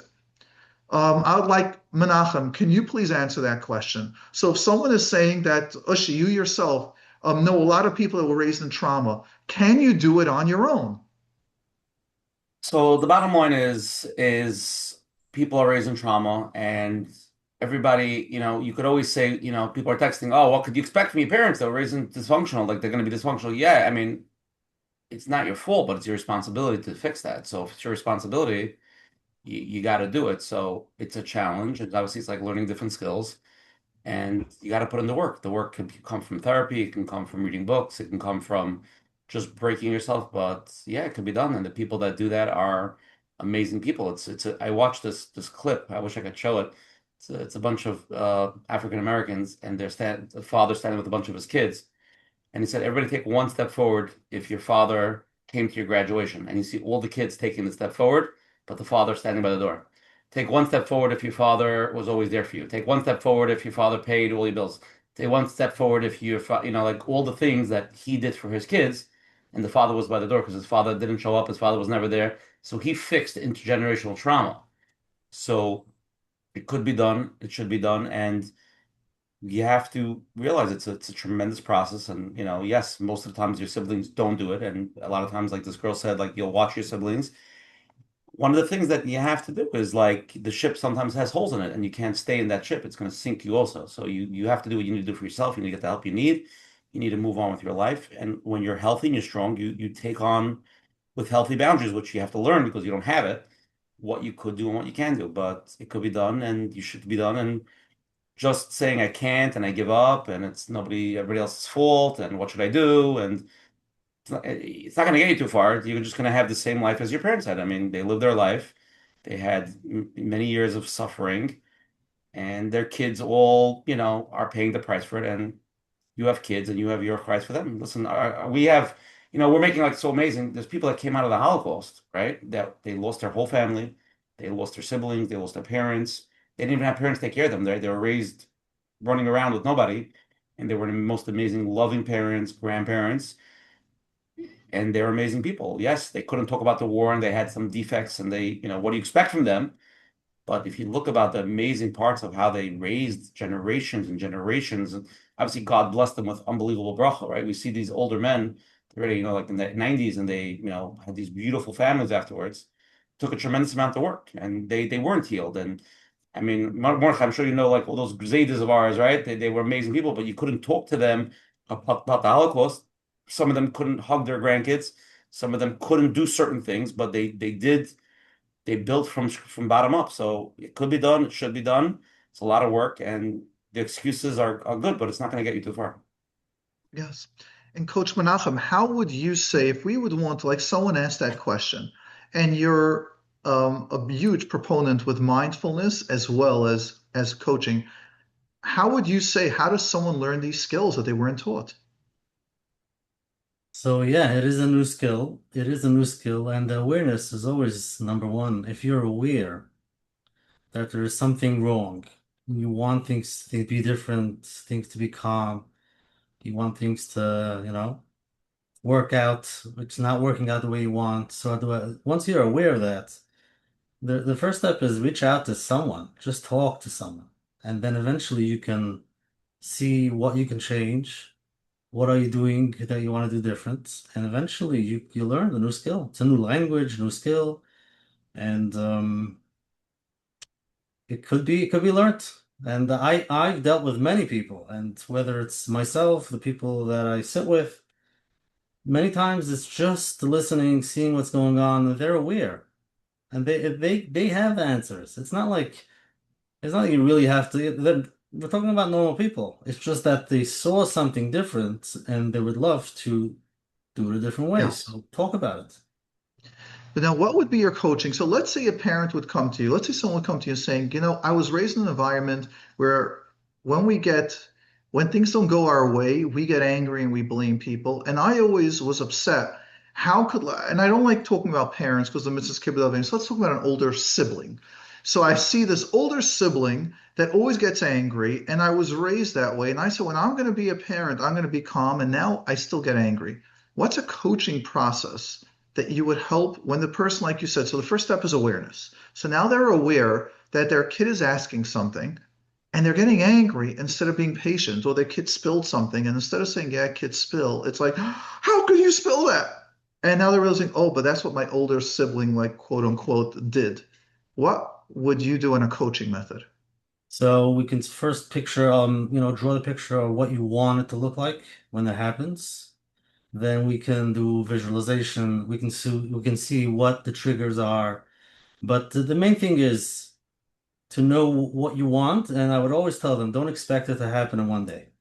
You're gonna be angry again. The same thing is gonna happen, but you're becoming aware of it. And then you can, have a chart, see how after a week things become different. And the feedback that I love hearing is it's different. It's not perfect, but I see changes. And that itself is like, yes, you're a smart human being. You can do it just by noticing it, seeing how you can take the time that you need so that when you show up, you could take that deep breath and just be there, which maybe you never saw from your parents. Yes. And it's interesting what you said about the pause or be aware. There's the famous quote from Viktor Frankl, and that is between stimulus, like all of a sudden a kid spilled something, and a response where you want to yell and scream. His quote is between stimulus and response, there is space. And in that space is our power to choose our response. And in that response lies our growth and our freedom. That's the power. But in all that, what I have found, that's why I was asking you, Coach Menachem, is that's where the behavioral therapy comes in. So cognitive therapy, working on your emotions, that's all to be able to create the space. But now to actually make the behavioral changes, you need to be practically guided, taught, practiced over and over and over. As we say, hergel nasa teva. When you're going to do something over and over, you're going to do a secondary behavior over and over. This will now become your stimulus. There'll be a stimulus. This will become your automatic response. Yes. So also would like to open up for those that would like, you can ask your questions. But to finish off the study of the dissertation is the third step in getting the person's mind is actually, now that you've developed a relationship, step one. Step two, I should say step one is you're available. Step two is you reached out to that person. Step three is they're sharing, and you're actually sharing positive feedback about them. The step three is internally in their brain, they start hearing your voice, your positive voice, and it transforms the negative words that they heard till now. So first one said, I feel like he gave me a solid foundation. The second one said, I have a part of me that keeps me going. That's like, you're good, you're amazing, you're capable, you're capable. Like the person said it twice, like exclamation mark. The third one is, I want to deepen, enrich, and solidify my relationship with my wife and with others based on the positive experience I had with this attachment figure. Because they finally saw what closeness is when they got married, they go, I don't want to be like my parents, which had no relationship. I actually want to get closer. So being there, they started having that internal voice, I want more. Having fourth one said, having that map of talking about the relationship with this first person allowed me to create more healthy relationships in my life, my husband, my sisters, my friends, and my therapist. And that's a big one, by the way. If people don't talk about it, there's so many attachment issues with therapists. Therapist didn't respond, did pick up my phone call, couldn't move my appointment. Most of the time, this is what we call transference of what we didn't get from our relationship, our significant caregiver, and now we're projecting it onto the therapist. Now we're meant to work through it. The fifth one said, whatever you say, whatever he would say would just repeat in my brain. I found myself in a situation. Now the person's like, think, I could do it. I am successful. And the sixth one said, whenever I have an issue, my first thought is, who can help me? Who can I reach out to? Notice in most dysfunctional environments, you don't reach out to anyone. Don't tell anyone. Don't reach out for help. They're bad people. No one cares about you as much as we do. It's just the opposite. Sharing everything internally with family and not getting outside help actually keeps the illness continuing. So when this person now said, who can I reach out to? This is the sign of success. And the person shared, to my husband, friends, and professionals. They have the ability to feel safe and to reach out. That is that third step. And the last step that they all shared was, once you've received it, it becomes natural to give it to others. The second one said, I'm being there for them, for my younger brother every Friday. And this person is sharing that as a younger brother that's not religious. He says, and I still call him every Friday. I go out with him. And it's infrequent. The third one says, I care so much about people that I tend to overly give and care about others, saying they give it too much. But that's what they're able to now give this love to others. The fourth one said, I can give this to my children. I can. I have it in me because she put it in me. And the fifth one says, I find myself telling others that if this is the situation, then it's okay and it will be fine. Could you imagine someone raised in an environment when you're raised in complex trauma, you say, it'll never get better. It's dark. And now you could start saying it will get better. And the last one is, I try to give my nieces and nephews what she gave me, even if I can't be their mother. So what this person is sharing is that they had an older sister which gave it to them, but their other siblings didn't. So saying, I'm giving it to some of my nephews and nieces because their older sister couldn't give it to all the siblings. But you can give. Every one person is huge. Don't have to give it to all. Just do to what you can. And this is basically the study. This is the conclusion. And the conclusion is that anyone can do it. Anyone. So I'll share with you one of the people's stories. I will try to leave out which kehillah the person comes from, but I just think it's a beautiful study, a beautiful story. So this person shares that he was raised in an environment of severe emotional neglect and actually used the word like a lot of abuse. And he decided, he's 17 years old and he is going to Oman for Rosh Hashanah. He collected his own money and he goes and he's on a plane. As he's traveling to Oman, he is sitting next to someone. This person's 10 years older than him, raised in the same kehillah where he's raised in. And the guy says, I was raised in a similar environment, and they become best friends flying from New York, from JFK to Oman. he feels he finally has someone that understands him. He says he gets to Oman and he's looking for this guy high and low. He says there are thousands of people and he cannot find a person. He says as much as he wanted to enjoy the davening, all he said, nothing gets close to that one person that understands me, that one person that cares about me. And he says he's just davening and davening, Hashem, please let me meet this person. And he's checking and walking around the streets and going all over, and he's not finding the person. And he says, on his flight, checking in, he says, Hashem, he was so hurt and says, I finally found someone that gets me, and I lost that opportunity. And I haven't been there, but as we know, there are hundreds of flights leaving Oman. He says, I get into my seat, and who is sitting at the seat right next to me? The same person. He says, and this person has been 10 years older than me. He says, and we are best friends ever since. He says, this person has supported me. This person has helped me. This is not a therapist.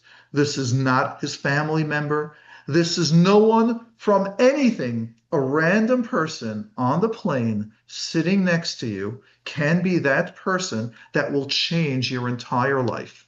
This person is actually a therapist today, and he has, after our interview, I have spoken to him about 2 or 3 times, and he's given me brilliant advice, and I'm amazed at the wisdom that this person has. And it was all changed by, on a plane, someone that is not a therapist, no life experience, but no formal training. He himself was raised in a similar environment. So the guy was 27 talking to a 17-year-old. Anyone can do this. Unbelievable. All right, guys. So I want to just bring up a few things. Is that okay, Mordechai? go right ahead and let's open up. Do you usually get callers? How does it go? Yeah. People texting, people calling. Let's just open up a few things because it's a very big topic. So we're focusing on the people helping, the people, tell you from my personal life, like there was many different people at different tekufas, but I had one Rebbe Rosh Yeshiva that was like, he was always, even though he wasn't always available, even though he wasn't there, but when I needed him, he was there. There was always the sense of feeling like he'll get it done. And for many, many, many years, you know what I mean? It gave me that sense of like Yes. strong stability. But ultimately, yeah, it's our chrayas and it's our thing when we see the situation to open up the door. And I've done it multiple times with people. And I would say maybe 8 out of 10, most people don't grab that opportunity. I feel like I could be there for somebody. And but I say call me, reach out to me, but like they just don't. They're like either they're too shut down or they don't feel that connection with me or whatever it is. So I think we have to try. It doesn't mean because you open up the door, people come running to you. Some people just not interested or they're not in a place to reach out for help. But I think it says a lot. Like, we always say, oh, what we could do, what we could do. I feel so bad. I don't know what to do. My friend, my this. It doesn't have to be the kid. It could be an adult also. That's right. Somebody through a divorce, somebody's in an abusive marriage, somebody who's struggling with parnasa. Doesn't mean you can give him and pay all his bills, but you could sit down with him and just say, I'm here for you. Like, just be open with him. Just try to open up that communication so he could at least talk it out with you. Am I correct? Is this not? Just go out. All that's needed is someone there. What they were sharing is that's what they didn't like the therapist in that situation. They don't want advice. You can't take the person out and someone's saying, what do I do with nephew and niece? They're not going to share about their trauma. Don't share the trauma. If you live in Lakewood, there's the lake. Just take out food, go to the lake, take a bike, take a scooter, just walk at the lake. I had a friend of mine that just like when I graduated, like a couple of friends, like someone said like, hey, let's just go on the lake. And there's now this new thing right in the middle of the lake, this bridge. We went out for an hour and a half and it was wonderful. It's in my head. I could reach out. I like to consider myself successful and have a very strong support system. And if we could be a little open, you guys are part of my support system. I speak to you guys pretty often. And if I really am stuck in a Let's be open. corner, Everybody here, like everybody was brought up basically. I mean, some obviously worse than less, but everybody was brought up in a hard environment. Some people overall was good, but most people, I don't want to use numbers or percentages, but Mordechai, it's true. Most people didn't have that cushy. I mean, now this whole thing with love and that, it's much more. But in our generation, but even if you do that, even this generation, I'm working with people in this generation, and as much as love as we're giving it, there's now a resilience that's lacking. So while people are getting the love, they're missing out the backbone, and a lot of things are knocking them down. So they're still stuck. They're still struggling. The struggle's there. We're never going to take away the struggle. The point is that you don't, like you said, if someone's struggling financially, I'll share with you, since we actually mentioned this guy, Viktor Frankl. Viktor Frankl is without getting much into a little bit of history, he was a Holocaust survivor. He was a psychiatrist, a medical doctor before the war. So he's writing a book. I don't know if you mentioned Goyish books or not, but do you guys mention like non-religious books? Okay, so he has this famous book called Man's Search for Meaning, which Okay, we're very literate. Everybody knows Viktor Frankl. We talk about it 1,000 times. Great. So in his book, he shares, he went through the Holocaust, and he shares that he came up with a therapy, an existential type therapy. Means you have to have your how. If you know your reason why you're alive, you'll figure out the how to live the life. So his theory is, and he says while he was going through the war, he had two main goals. One of them was to see his wife and daughter, and he was hoping that they were alive, which they weren't, unfortunately. And the second one was for him to publish his books that the Nazis took away and they burned.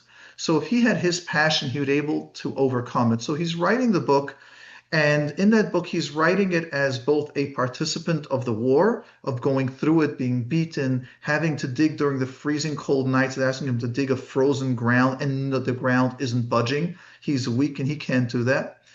And what he is sharing coming out of that is that the concept of logotherapy, that's what it means. You have to have the meaning. So I want to just get to a point where he shares that someone came to him after the war saying he's depressed because he owes a lot of money in debt. He doesn't have a job. And he asked him, what's something that you enjoy doing? He says, oh, I love the medical field. He tells him, I have a great idea. Volunteer in a hospital and you'll see how you'll get better. And the guy says, Dr. Frankl, did you not hear me? I said, I am depressed, no will to live because I am buried in debt. How is volunteering for free in a hospital going to get me out of it? And he says, do that. And 3 months later, the person comes back, I've got a job and I'm doing better. And he says, how? He says, well, when I volunteered in the hospital, I was in a good mood. I enjoyed what I was doing. I started being energized. Then when I went on interviews, I was energized on the interview. And then I got the jobs and people wanted to be around me. And I found a job that I like. So let's understand, if someone is in financial dire, what can I do? Be there. That's what the study shows. 6 people raising complex trauma. All it took from various people, from a parent, grandparent, teacher, mentor, friend, 10 years older on a plane, just being there available. So just call, say, hey, let's go out, and don't talk about the trauma. Just, hey, hi, I'm going out with you. I'm thinking of you. You're a good friend. Share, let's talk. What's going on in your life? What's going on in my life? And don't push topics. It's not, oh, let's talk about the elephant in the room. Just being there. Eventually, that's step 1 is being there. Step 2 is they start being like an older brother or like a kid. Hey, I'm going through this. I hear you. I don't have the answers. The third step is your encouragement starts internalizing in their mind. I could. Who can I reach out to help? What is help? Not right now, not while I'm in the trauma, maybe not, but later on I could. And by the way, a lot of these people can go to therapy for multiple reasons. So it's not right. like therapy, go to, like, everybody's like, therapy, like people are texting me on the chat, like, I can't afford therapy, I'm not available for therapy, they're a kid. It's complicated, you know what I mean? Hold on, let me just stop something, because that's my passion. So let's just transfer a moment. I have given over, I say 5-6 years of my life for this dream, for this passion. So I know many of you don't, many people are listening to this in countries where you don't have the option. But I just want to say these 3 counties as I started. If you're in New York, if you are in upstate, if you're in the Muncie area, if you're in Orange County, these 3 counties I have created, worked hard, continuously work hard, toil in sweat and blood to be able to get you therapy free, covered by insurance. We take every insurance. Almost every one of them, you don't have a copay. If it's even those free Fidelis where people go, it's government, we take it. That's my dream. I've given up a very lucrative private practice where I only work 1 day a week, and the rest is to have this. I just want people to know, yes, we do it on Zoom. Yes, we do it over the phone. Of course, we can do it in person, and we've got a wide variety of specialists, from children to teenagers to adults to even the geriatrics. We have 90% frum. We've got 10% non-Jewish, because people like that as well. trained for addictions, for depression, anxiety, trauma. You in the inner world, the IFS. You in the somatic, we got that. You in the cognitive, CBT, we got that. That's my work. That's my dream. So yes, just let's not use the excuse that we can't for those that it's there. And I know many of you out of the country, like I really appreciate America. The United States is a Medina of Chesed. There could be different issues. And again, to plug access to coverage. If you want a therapist and pay out of pocket and you can't afford it, that's how we started the program. Access to Coverage is a phenomenal organization. It's a company where you pay a minimal fee, and you can get tens of thousands of dollars insurance covered by someone advocating and fighting insurance. These are experts that know how to fight insurance and win, usually. I want to bring up a very important question over here. It's a little bit taking a curveball. Sure. I think we have to address it. I'm the parent who neglected the child. Good food, clean laundry, but very overwhelmed and didn't realize he needed different camp or more experiences to pick up life skills. He never spoke up and developed anxiety, OCD. Around COVID, early 20s, he started therapy. He's taking a while to find a good therapist. How do we support him now? It is selfish to ask how to cope with guilt. So really the question is for the parents that are coming in a little bit later or realize now, right? Even us, like we also fail sometimes with our kids and we realize later, like how do we take that and fix the guilt and rebuild that relationship? I'd like to take off all this guilt that everyone's walking around with. So let's stop a moment with the word guilt. If Hashem would have wanted, and again, I don't go into theology and I don't try that. If everyone realized I very much focus on not putting Yiddishkeit or religion in, although everything I do is really trying to work with religion, with the Yiddishkeit. But let's just understand the basic concept. If Hashem wanted us to get it right the first time, He would not have us be born without knowing everything. Every child is born without knowing anything. All we can do is eat and and that's it, and eliminate the food that we ate. We're meant to learn. How do we learn? By mistakes. So the question is not when you're now watching, let's say your 20 and 30-year-old struggling, what I would be asking you is, what are you doing to change your dance? Because the way you show up to your child today, if you're 50 and you're 60, you can change their entire process by you changing the way you show up. I can show you, now is not the time, but I've got tremendous amount of messages because I do like a mental health call-in program weekly. And I have like saying, thank you for this, Bubby, thanking you for changing. How about taking medication? I just want to take a real extreme. I've got grandparents that started taking medication because they would go, it comes Pesach, that severe anxiety and stress. And when they watch their young, newly married couple, children, start having the same anxiety, they started therapy, because it was so intergenerational in them, this level of therapy, or trauma or anxiety, they had to take medication.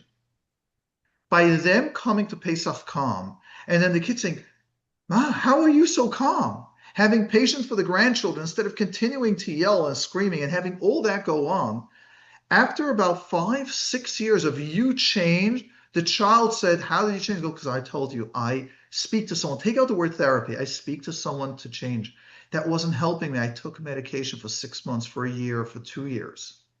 Do you understand what that means? When you change yourself, it will have not an indirect, it will have a direct impact on your children, but not in 2 months. It took you 30 years to get that child to that level of being raised in the environment. Give it 3 years of you changing weekly. Go to Coach Menachem. Forget about promoting me. Don't think you'll help me by going through insurance. Don't come to me. It's not about me. It's not about therapy. It's go to a place that when you change weekly your behaviors, it has a direct impact on your children. Direct. Do you guys agree? Menachem, Ushi. I agree that everybody should go to Coach Menachem, but yes, how would I agree? I agree that ultimately it's the same thing with exercise. It's hard work, it's dedication, it's commitment, and if you really want something, you could again saying I want it and using the excuse I can't, or I'm too weak, I'm too tired, it's too hard, it costs too much money. These are all excuses. When you really want something, whatever that thing is, whether it's a dress, whether it's a fancy bar mitzvah, whatever it is, you ain't so you get it. If there's Yes. something you want to fix the intergenerational shama, you want to fix the relationship you have with your kid, you find the people you want, you put in the work that you want, and you do it. The excuse thing is not, I'm not into it. I think it's like, when you're 12 years old, it's good. But when you're an adult, you have to be responsible and you have to do what you need to do. And the excuses are just, it's very childish to say I can't and I didn't, and it's all cute. You got to do it. That's it. Sorry, I'm not being sweet and gentle like a therapist. Okay, let's go to this question. When I look back at my childhood, there was some difficult things going on at home, but there was one teacher who seemed to notice me. He didn't do anything dramatic. He just spoke to me with respect and made me feel like I mattered. I still remember him all these years later. What is it about one relationship like that can have such a lasting impact? Why? And I think we all have that one rebbe, right? Let's talk about that rebbe. I think everybody remembers the rebbe, right? Everybody has that one rebbe that they remember, whether he was the whatever it is. What is it about? Explain it in depth. What is that thing that rebbe or that person in your life did for you? What is it for us? Flip it around. Like what did we get from that? So that is why I explained a little the concept of the secure attachment. Secure attachment from Dr. John Bowlby's original theory of the attachment theory is when we get connected to that person, when we feel someone that we matter, it fills up that emotional gas tank. It gives us that feeling that we are and we exist. And that is what we're meant to get from parents. That is what originally we're supposed to get from that, or called a significant caregiver. In fact, from the study, someone shared a beautiful insight. And one of the people was saying that because my study was only focusing on one person, but he shared that he had multiple. One of them was a very interesting, said he had a Chassidish rebbe that he went to, and he was more of a Litvish person going, and he got dating tips from the Chassidish rebbe. He says, it's very hard to get into him. So I went into him to bracha, and I said, I'm going to start dating, and he knew my family because it looks like they must have had some shaykhs to it. And he says, let me ask you, he says, and the rebbe just spoke to him about basic stuff. Do you know when you're going to walk into a date what you say? And he said, no. This is going back pre-dating coaching.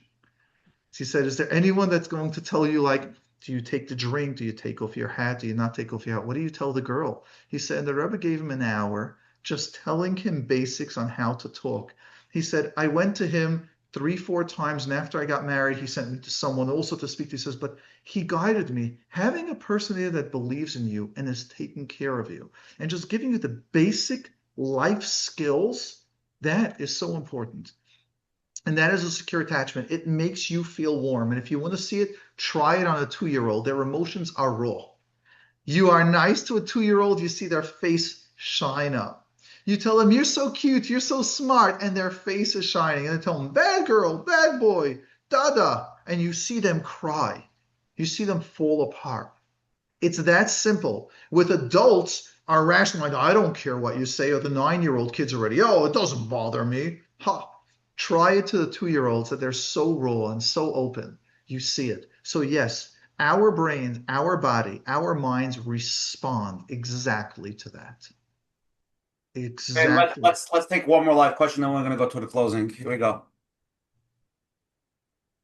Hello.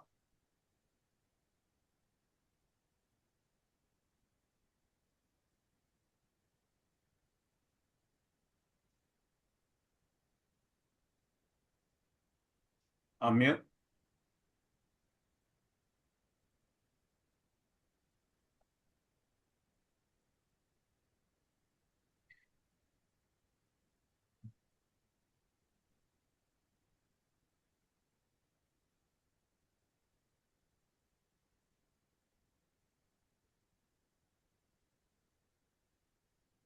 Menachem, go on the next question because they're not unmuting.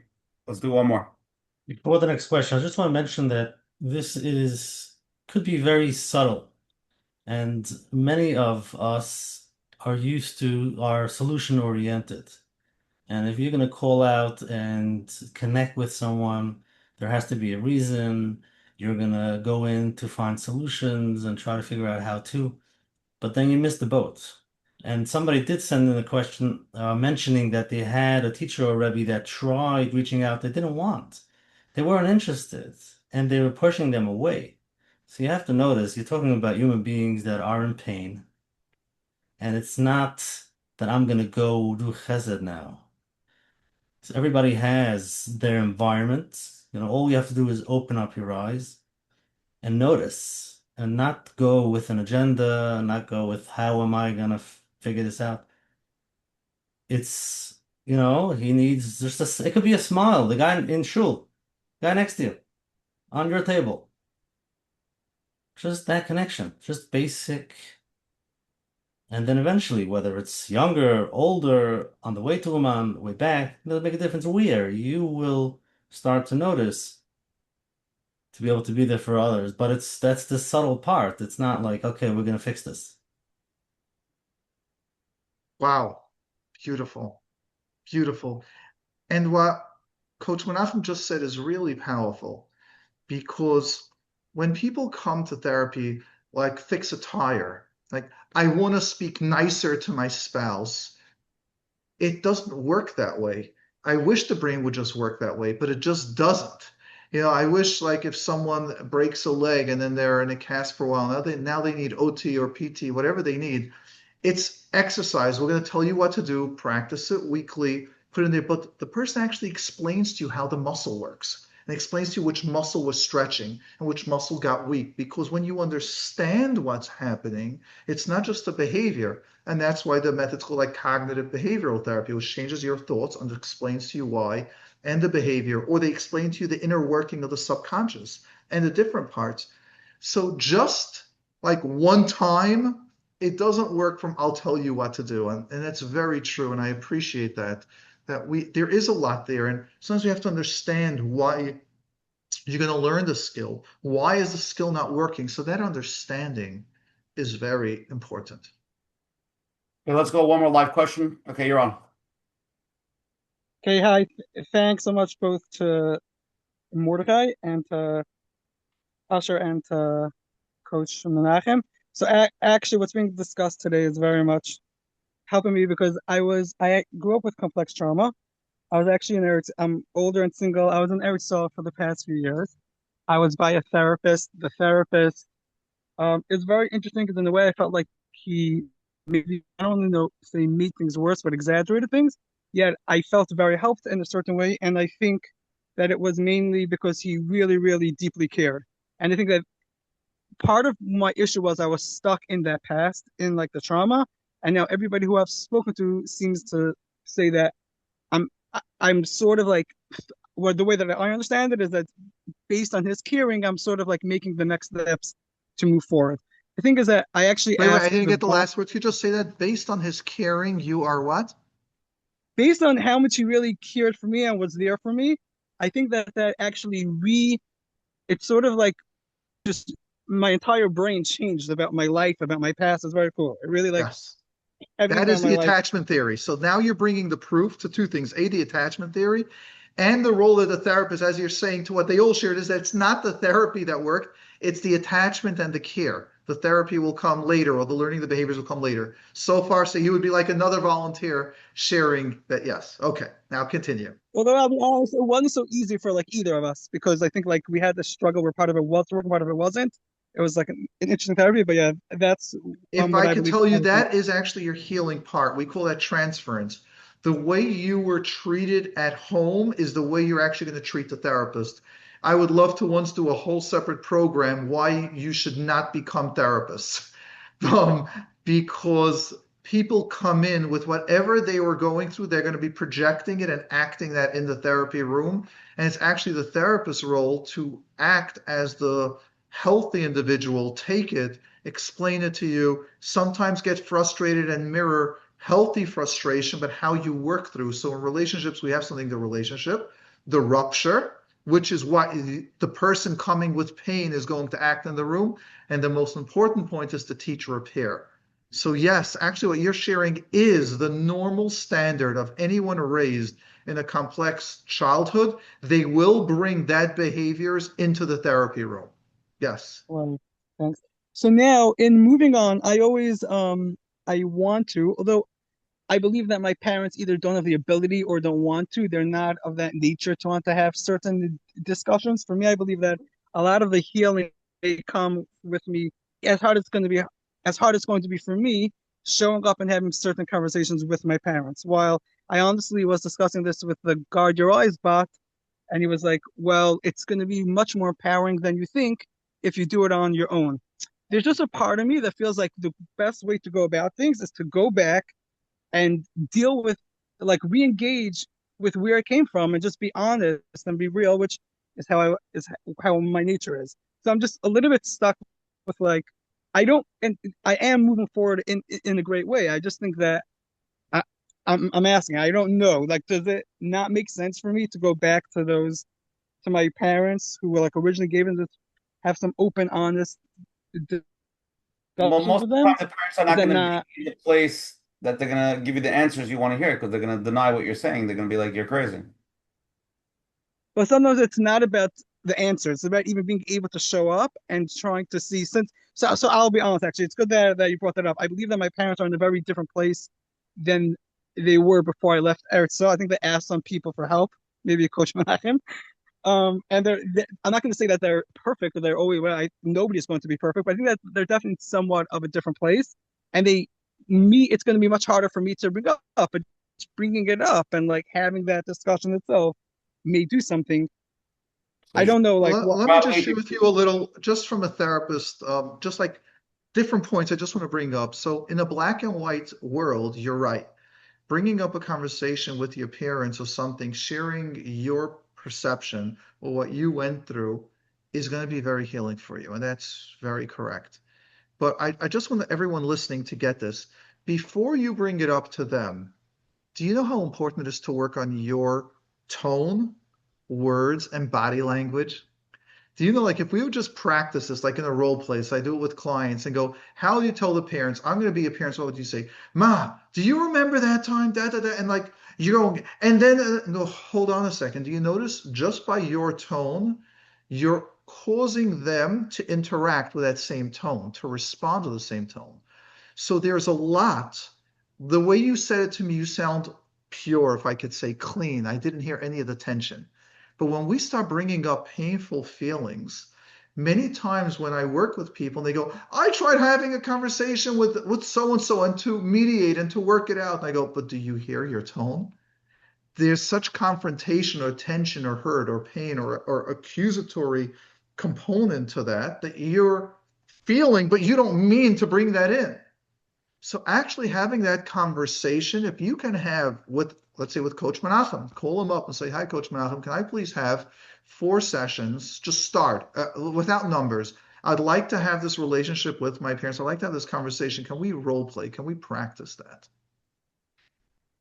And just that, there are lots of little nuances that you might not realize. And that's why sometimes when I used to tell people, like, go to therapy, people took it personal. Now what I try to do is I want to just illustrate something that someone that understands that can help you and guide you.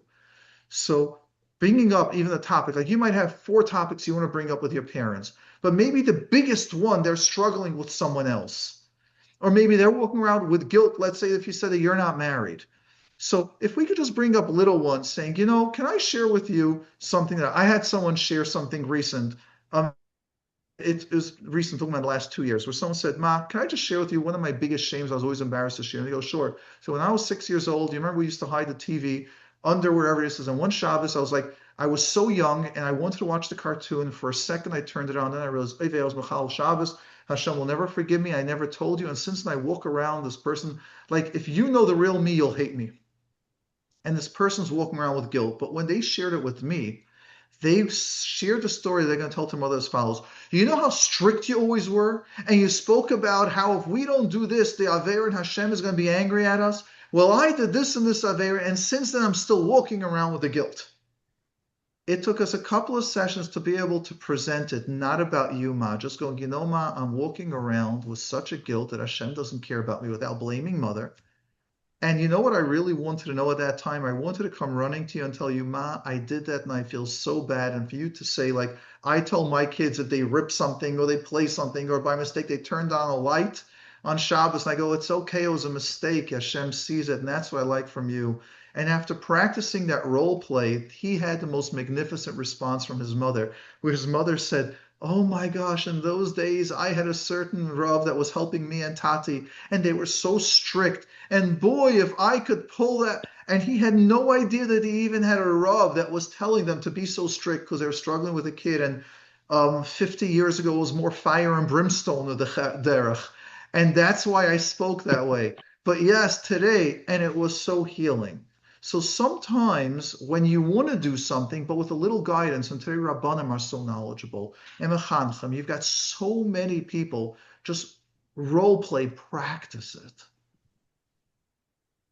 So I actually have like a follow-up if I'm like going to get very detailed, because the reality is that I know the main thing is that my mother was a perfectionist. And because of that, let's say I went to speech therapy and other things in my life also, like instead of her, when I went to speech therapy, instead of her like being a perfectionism on me following through with the therapy, if she would have realized that if she wouldn't have been the perfectionist, I may have not even needed therapy in the first place, probably things would have been very different. So the reality is that it was her, and I forgive her and I love her. How do I bring that up without bringing in what she like it was? And it's okay, but it just was. Well, I say, by the way, can I focus things a little bit differently? What part are you taking responsibility for? I hear you saying your mother's issues. I'm not hearing you. It's very different when someone says, Ma, all my issues today are because of you. Well, forgive me if I'm being like a little bit direct to you. That's totally okay. But it's very different when you say, this is where I'm now. I'm struggling in my marriage because I learned something at home and I understand how hard it is for you to change because I see how hard it is for me to change. Do you see when you put yourself in there? Where's your ownership of the issue that yes, you might have been raised in that, but why are you still carrying it? Why are you still having it? So if you can actually validate, I know how hard it was for you. I just want to share with you that I'm struggling something that you also struggle with. Well, you're saying, so I should bring up that I'm struggling specifically with. No, not about her. First share how you currently, I would like you first to validate how hard it is for her. Okay. Let's go something. What are you struggling with now? If you can share, make it up. If you could either share it or something else, let's say. Let's see, by her being a perfectionist, how does that impact you today? Moving on in my life, and the very excellent. So now watch this. Imagine you can have a conversation with your mother saying, do you know that I cannot move on and I'm stuck in this? And I realized that part of where I got it from was at home and from you, similar to that. And I know that it's so hard on me. It must have been so hard on you to move on from that as well. And do you think you can maybe help me a little? First, could we just acknowledge how hard it is to move on? Do you see you're not moving on. Why aren't you moving on? You've been in therapy to move on. If you're in therapy and you can't move on, how do you expect your mother to have moved on from perfectionism without any guidance or training? Imagine you could come with empathy to her, saying, Ma, I was so angry in therapy, or I see what a perfectionist I am because you are, and I see how hard it is for me to change with therapy. Wow. That's really hard on you. Good point. And do you see when you're owning your stuff, it's so easy to blame her, but what about us? When I go to therapy weekly, I'm not blaming my family. Of course, everything comes from our environment. I'm owning it. Why am I not different after all this time? Because it's hard. Ma, when I'm sharing it with you, I'm not blaming you. I'm actually sharing. I'm stuck the same thing as you. We're stuck. Can I get a little sympathy how hard it is? Ma, I'm so sorry for blaming you. I'm in therapy and I didn't change. That's how you know when you're really in a good place. That's what people miss also. That they think that they're going to have a communication, talk, and work things out. They're not in a good place when they could actually feel their parents or their children's or the other person's pain in an empathetic way. Yeah. Then they can have a conversation. We'll be like, you mean? Sure. Look at where your mother, you imagine your mother was raised in the time that if you said the word therapy, that means you'll never get married a day ever. Today, people are on medication and you're getting married with no problem. Right. So you have to also remember that your parents are coming There from, were no choices. She had no way out. there was no There option. was no way of not being perfect. Perfect means you get a shidduch. Perfect means you have children. That was the belief in those days. How do Okay. you want her to be different? Okay, Mordechai, let's go to the closing segment.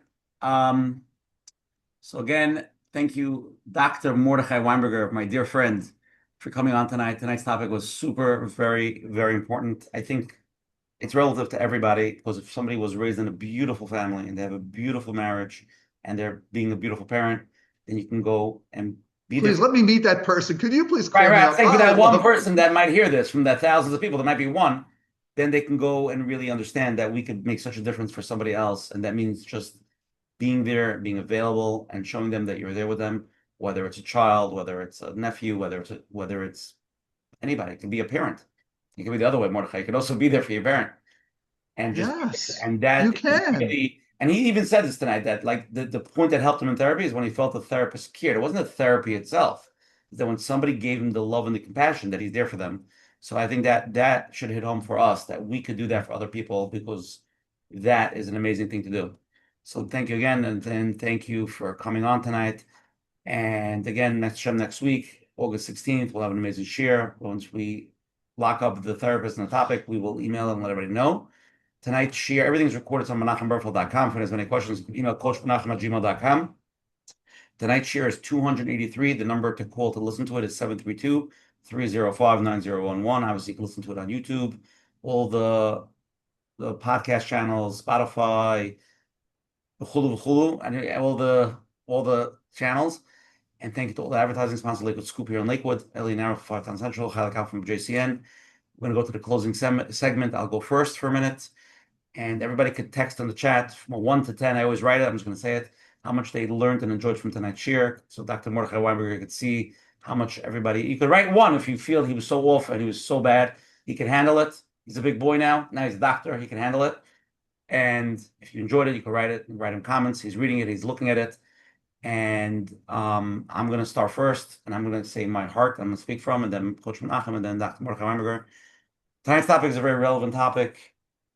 Everybody on tonight's share, I believe, had somebody that was something special in his life that was there for them. There's a song actually, it just hit my head that his mother was very sick, and his mother's friend was there for him, and he wrote a love song to her, how she was like that angel at the time that he needed it, and he thanked her, and he wrote a beautiful song for her. And the point is that we could all be that for the people that we need, and I've had that in my life. Hashem was very good to me that through different tekufas in my life. I didn't have one person that was with me from the age of 2 till I'm 45 that was always there for me. I had different people through different tekufas, and I realized Hashem put those people in my life at those times, right? And not one person was able to be there in all the ways I needed it because there was different things I needed at different times. But the people that were there for me, they gave me their availability. I felt their heart. I felt that they cared. And I felt that there was no money exchange. I felt there was no reason behind it. It was just pure love and care. I had actually from a great uncle of mine. And all the years I felt a connection to him. And he did for me, he called me, he met me, I wasn't in school, and he took me to an interview for yeshiva. And all the years he checked up on me via random people. He didn't call me, he had a question, but all the years, and even from his great grandkids, not his grandkids, his great grandkids, I hear till today, my grandfather always loved you. He always asked about you. Even though I met him, our connection with him was a few connections, but one time he picked me up late at night, he was in his 80s, and drove me to an interview, and that connection was so strong, even though it was really a one time that he went out of his way for me, but that connection was so strong with him. So just an amazing thing. And I think that we should do that for people that we know in our lives that are struggling. Doesn't mean they're going to respond. I said this before, and I think it's important. We say people call me, I'm there for you, and then they don't. And it just means you did your part. And not everybody's going to clap on that, but you're giving that opportunity. And when somebody does do that, show up the best you could. And for all the people that I said this before that have gone through generational trauma, have been traumatized, you got to get the help. You got to reach out. You got to come to Coach Menachem Shiurim. You got to get the right therapist. You got to get the right friends. If you want it, and you will do it. If you want to heal yourself, then you could heal your kids. You could even heal other people. Like, your parents are not going to heal. Your parents are going to be the same people. You can heal yourself, and then you could have compassion for your parents, real compassion. Just like you have compassion for a random person, right? You see somebody who went through sort of hard things in life, you feel really bad for them. So I think that's a very important thing. And I think that from tonight's share, hopefully, if one person reaches out to another person, like that boy on Uman, who's sitting next to the plane and opens up his heart and says, I feel for you. I know what you're going through. I can relate. If you need something, call me. If you need a loan, if you need advice, not advice, if you need physic, if you need whatever you need, I'm here for you. Reach out. Just give them that sense of honesty, lovingness. Sani Probman said this in my share. I love it. The line is like, imagine in a hypothetical land, we could all put a flyer, a flag in front of our house and saying what we're struggling with right now. And all our neighbors could see, I'm struggling with Parnassa right now. And everybody could walk by your house and say, oh, I have extra money. Let me give him. Or you could write, I'm suffering. I'm depressed. And every neighbor could come and say, let me take him out for dinner. Wouldn't it be an amazing world if we could all be like that? Wouldn't that world be like, wow, instead of we have to make believe we're not depressed, or make believe we have money, or make believe, and then everybody has to make believe that they think that you have, and everybody, like, imagine we could just be honest with everybody else, and everybody else be honest with us. So listen, I'm not expecting people to put flags up tomorrow, but we intuitively know when people are struggling. And if Hashem is giving those people in front of us, we could reach out and we could just be there for them. We can't solve all their problems, but we can be there for them. That's my closing, and I hope just one person from the night share does that for one person. Then all 238 shiurim, because of Dr. Mordechai Weinberger's shiur 1 in March of 2021. 2021 was COVID. 2020, then it was all worth it. Coach Menachem, your closing. Wow, shkoyach. Shkoyach Mordechai. And it's amazing to see how you're still learning and continuing all for the klal, like a yingaman. Hashem should give you koyach. Continue.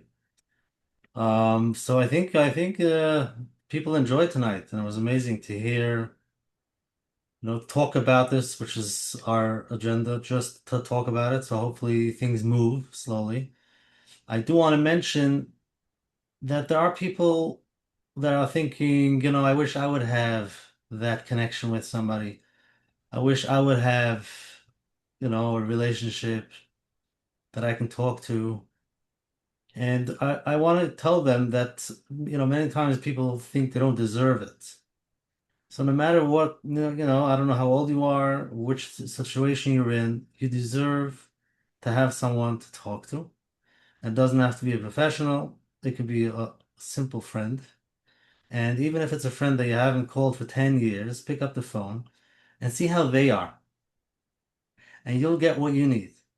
And I know many people, just by making that phone call, seeing what's going on in somebody else's life, you just made a connection.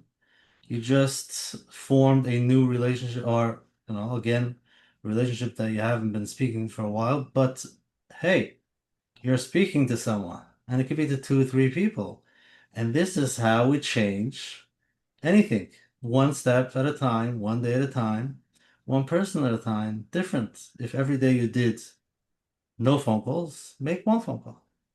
So Hashem should help us all. Hashem knows exactly where we are, everybody in their own situation. We all need tefillas. We all need siyata d'shmaya. And this is our shtadlus that we're doing. And Hashem should listen to us and to give us a little bit of fresh air for each of us to be able to move a little bit, flow. Wherever you're stuck, things should be a little bit better and easier. Dr. Mordechai Weinberger, leave us with closing words, golden nuggets before you leave tonight's amazing program. I would leave, I think my speech for 2 hours of speaking, I think has said it all. I would like to close with thanking Ushi and Coach Menachem for being dear friends of mine, for being people that are that supportive person for me.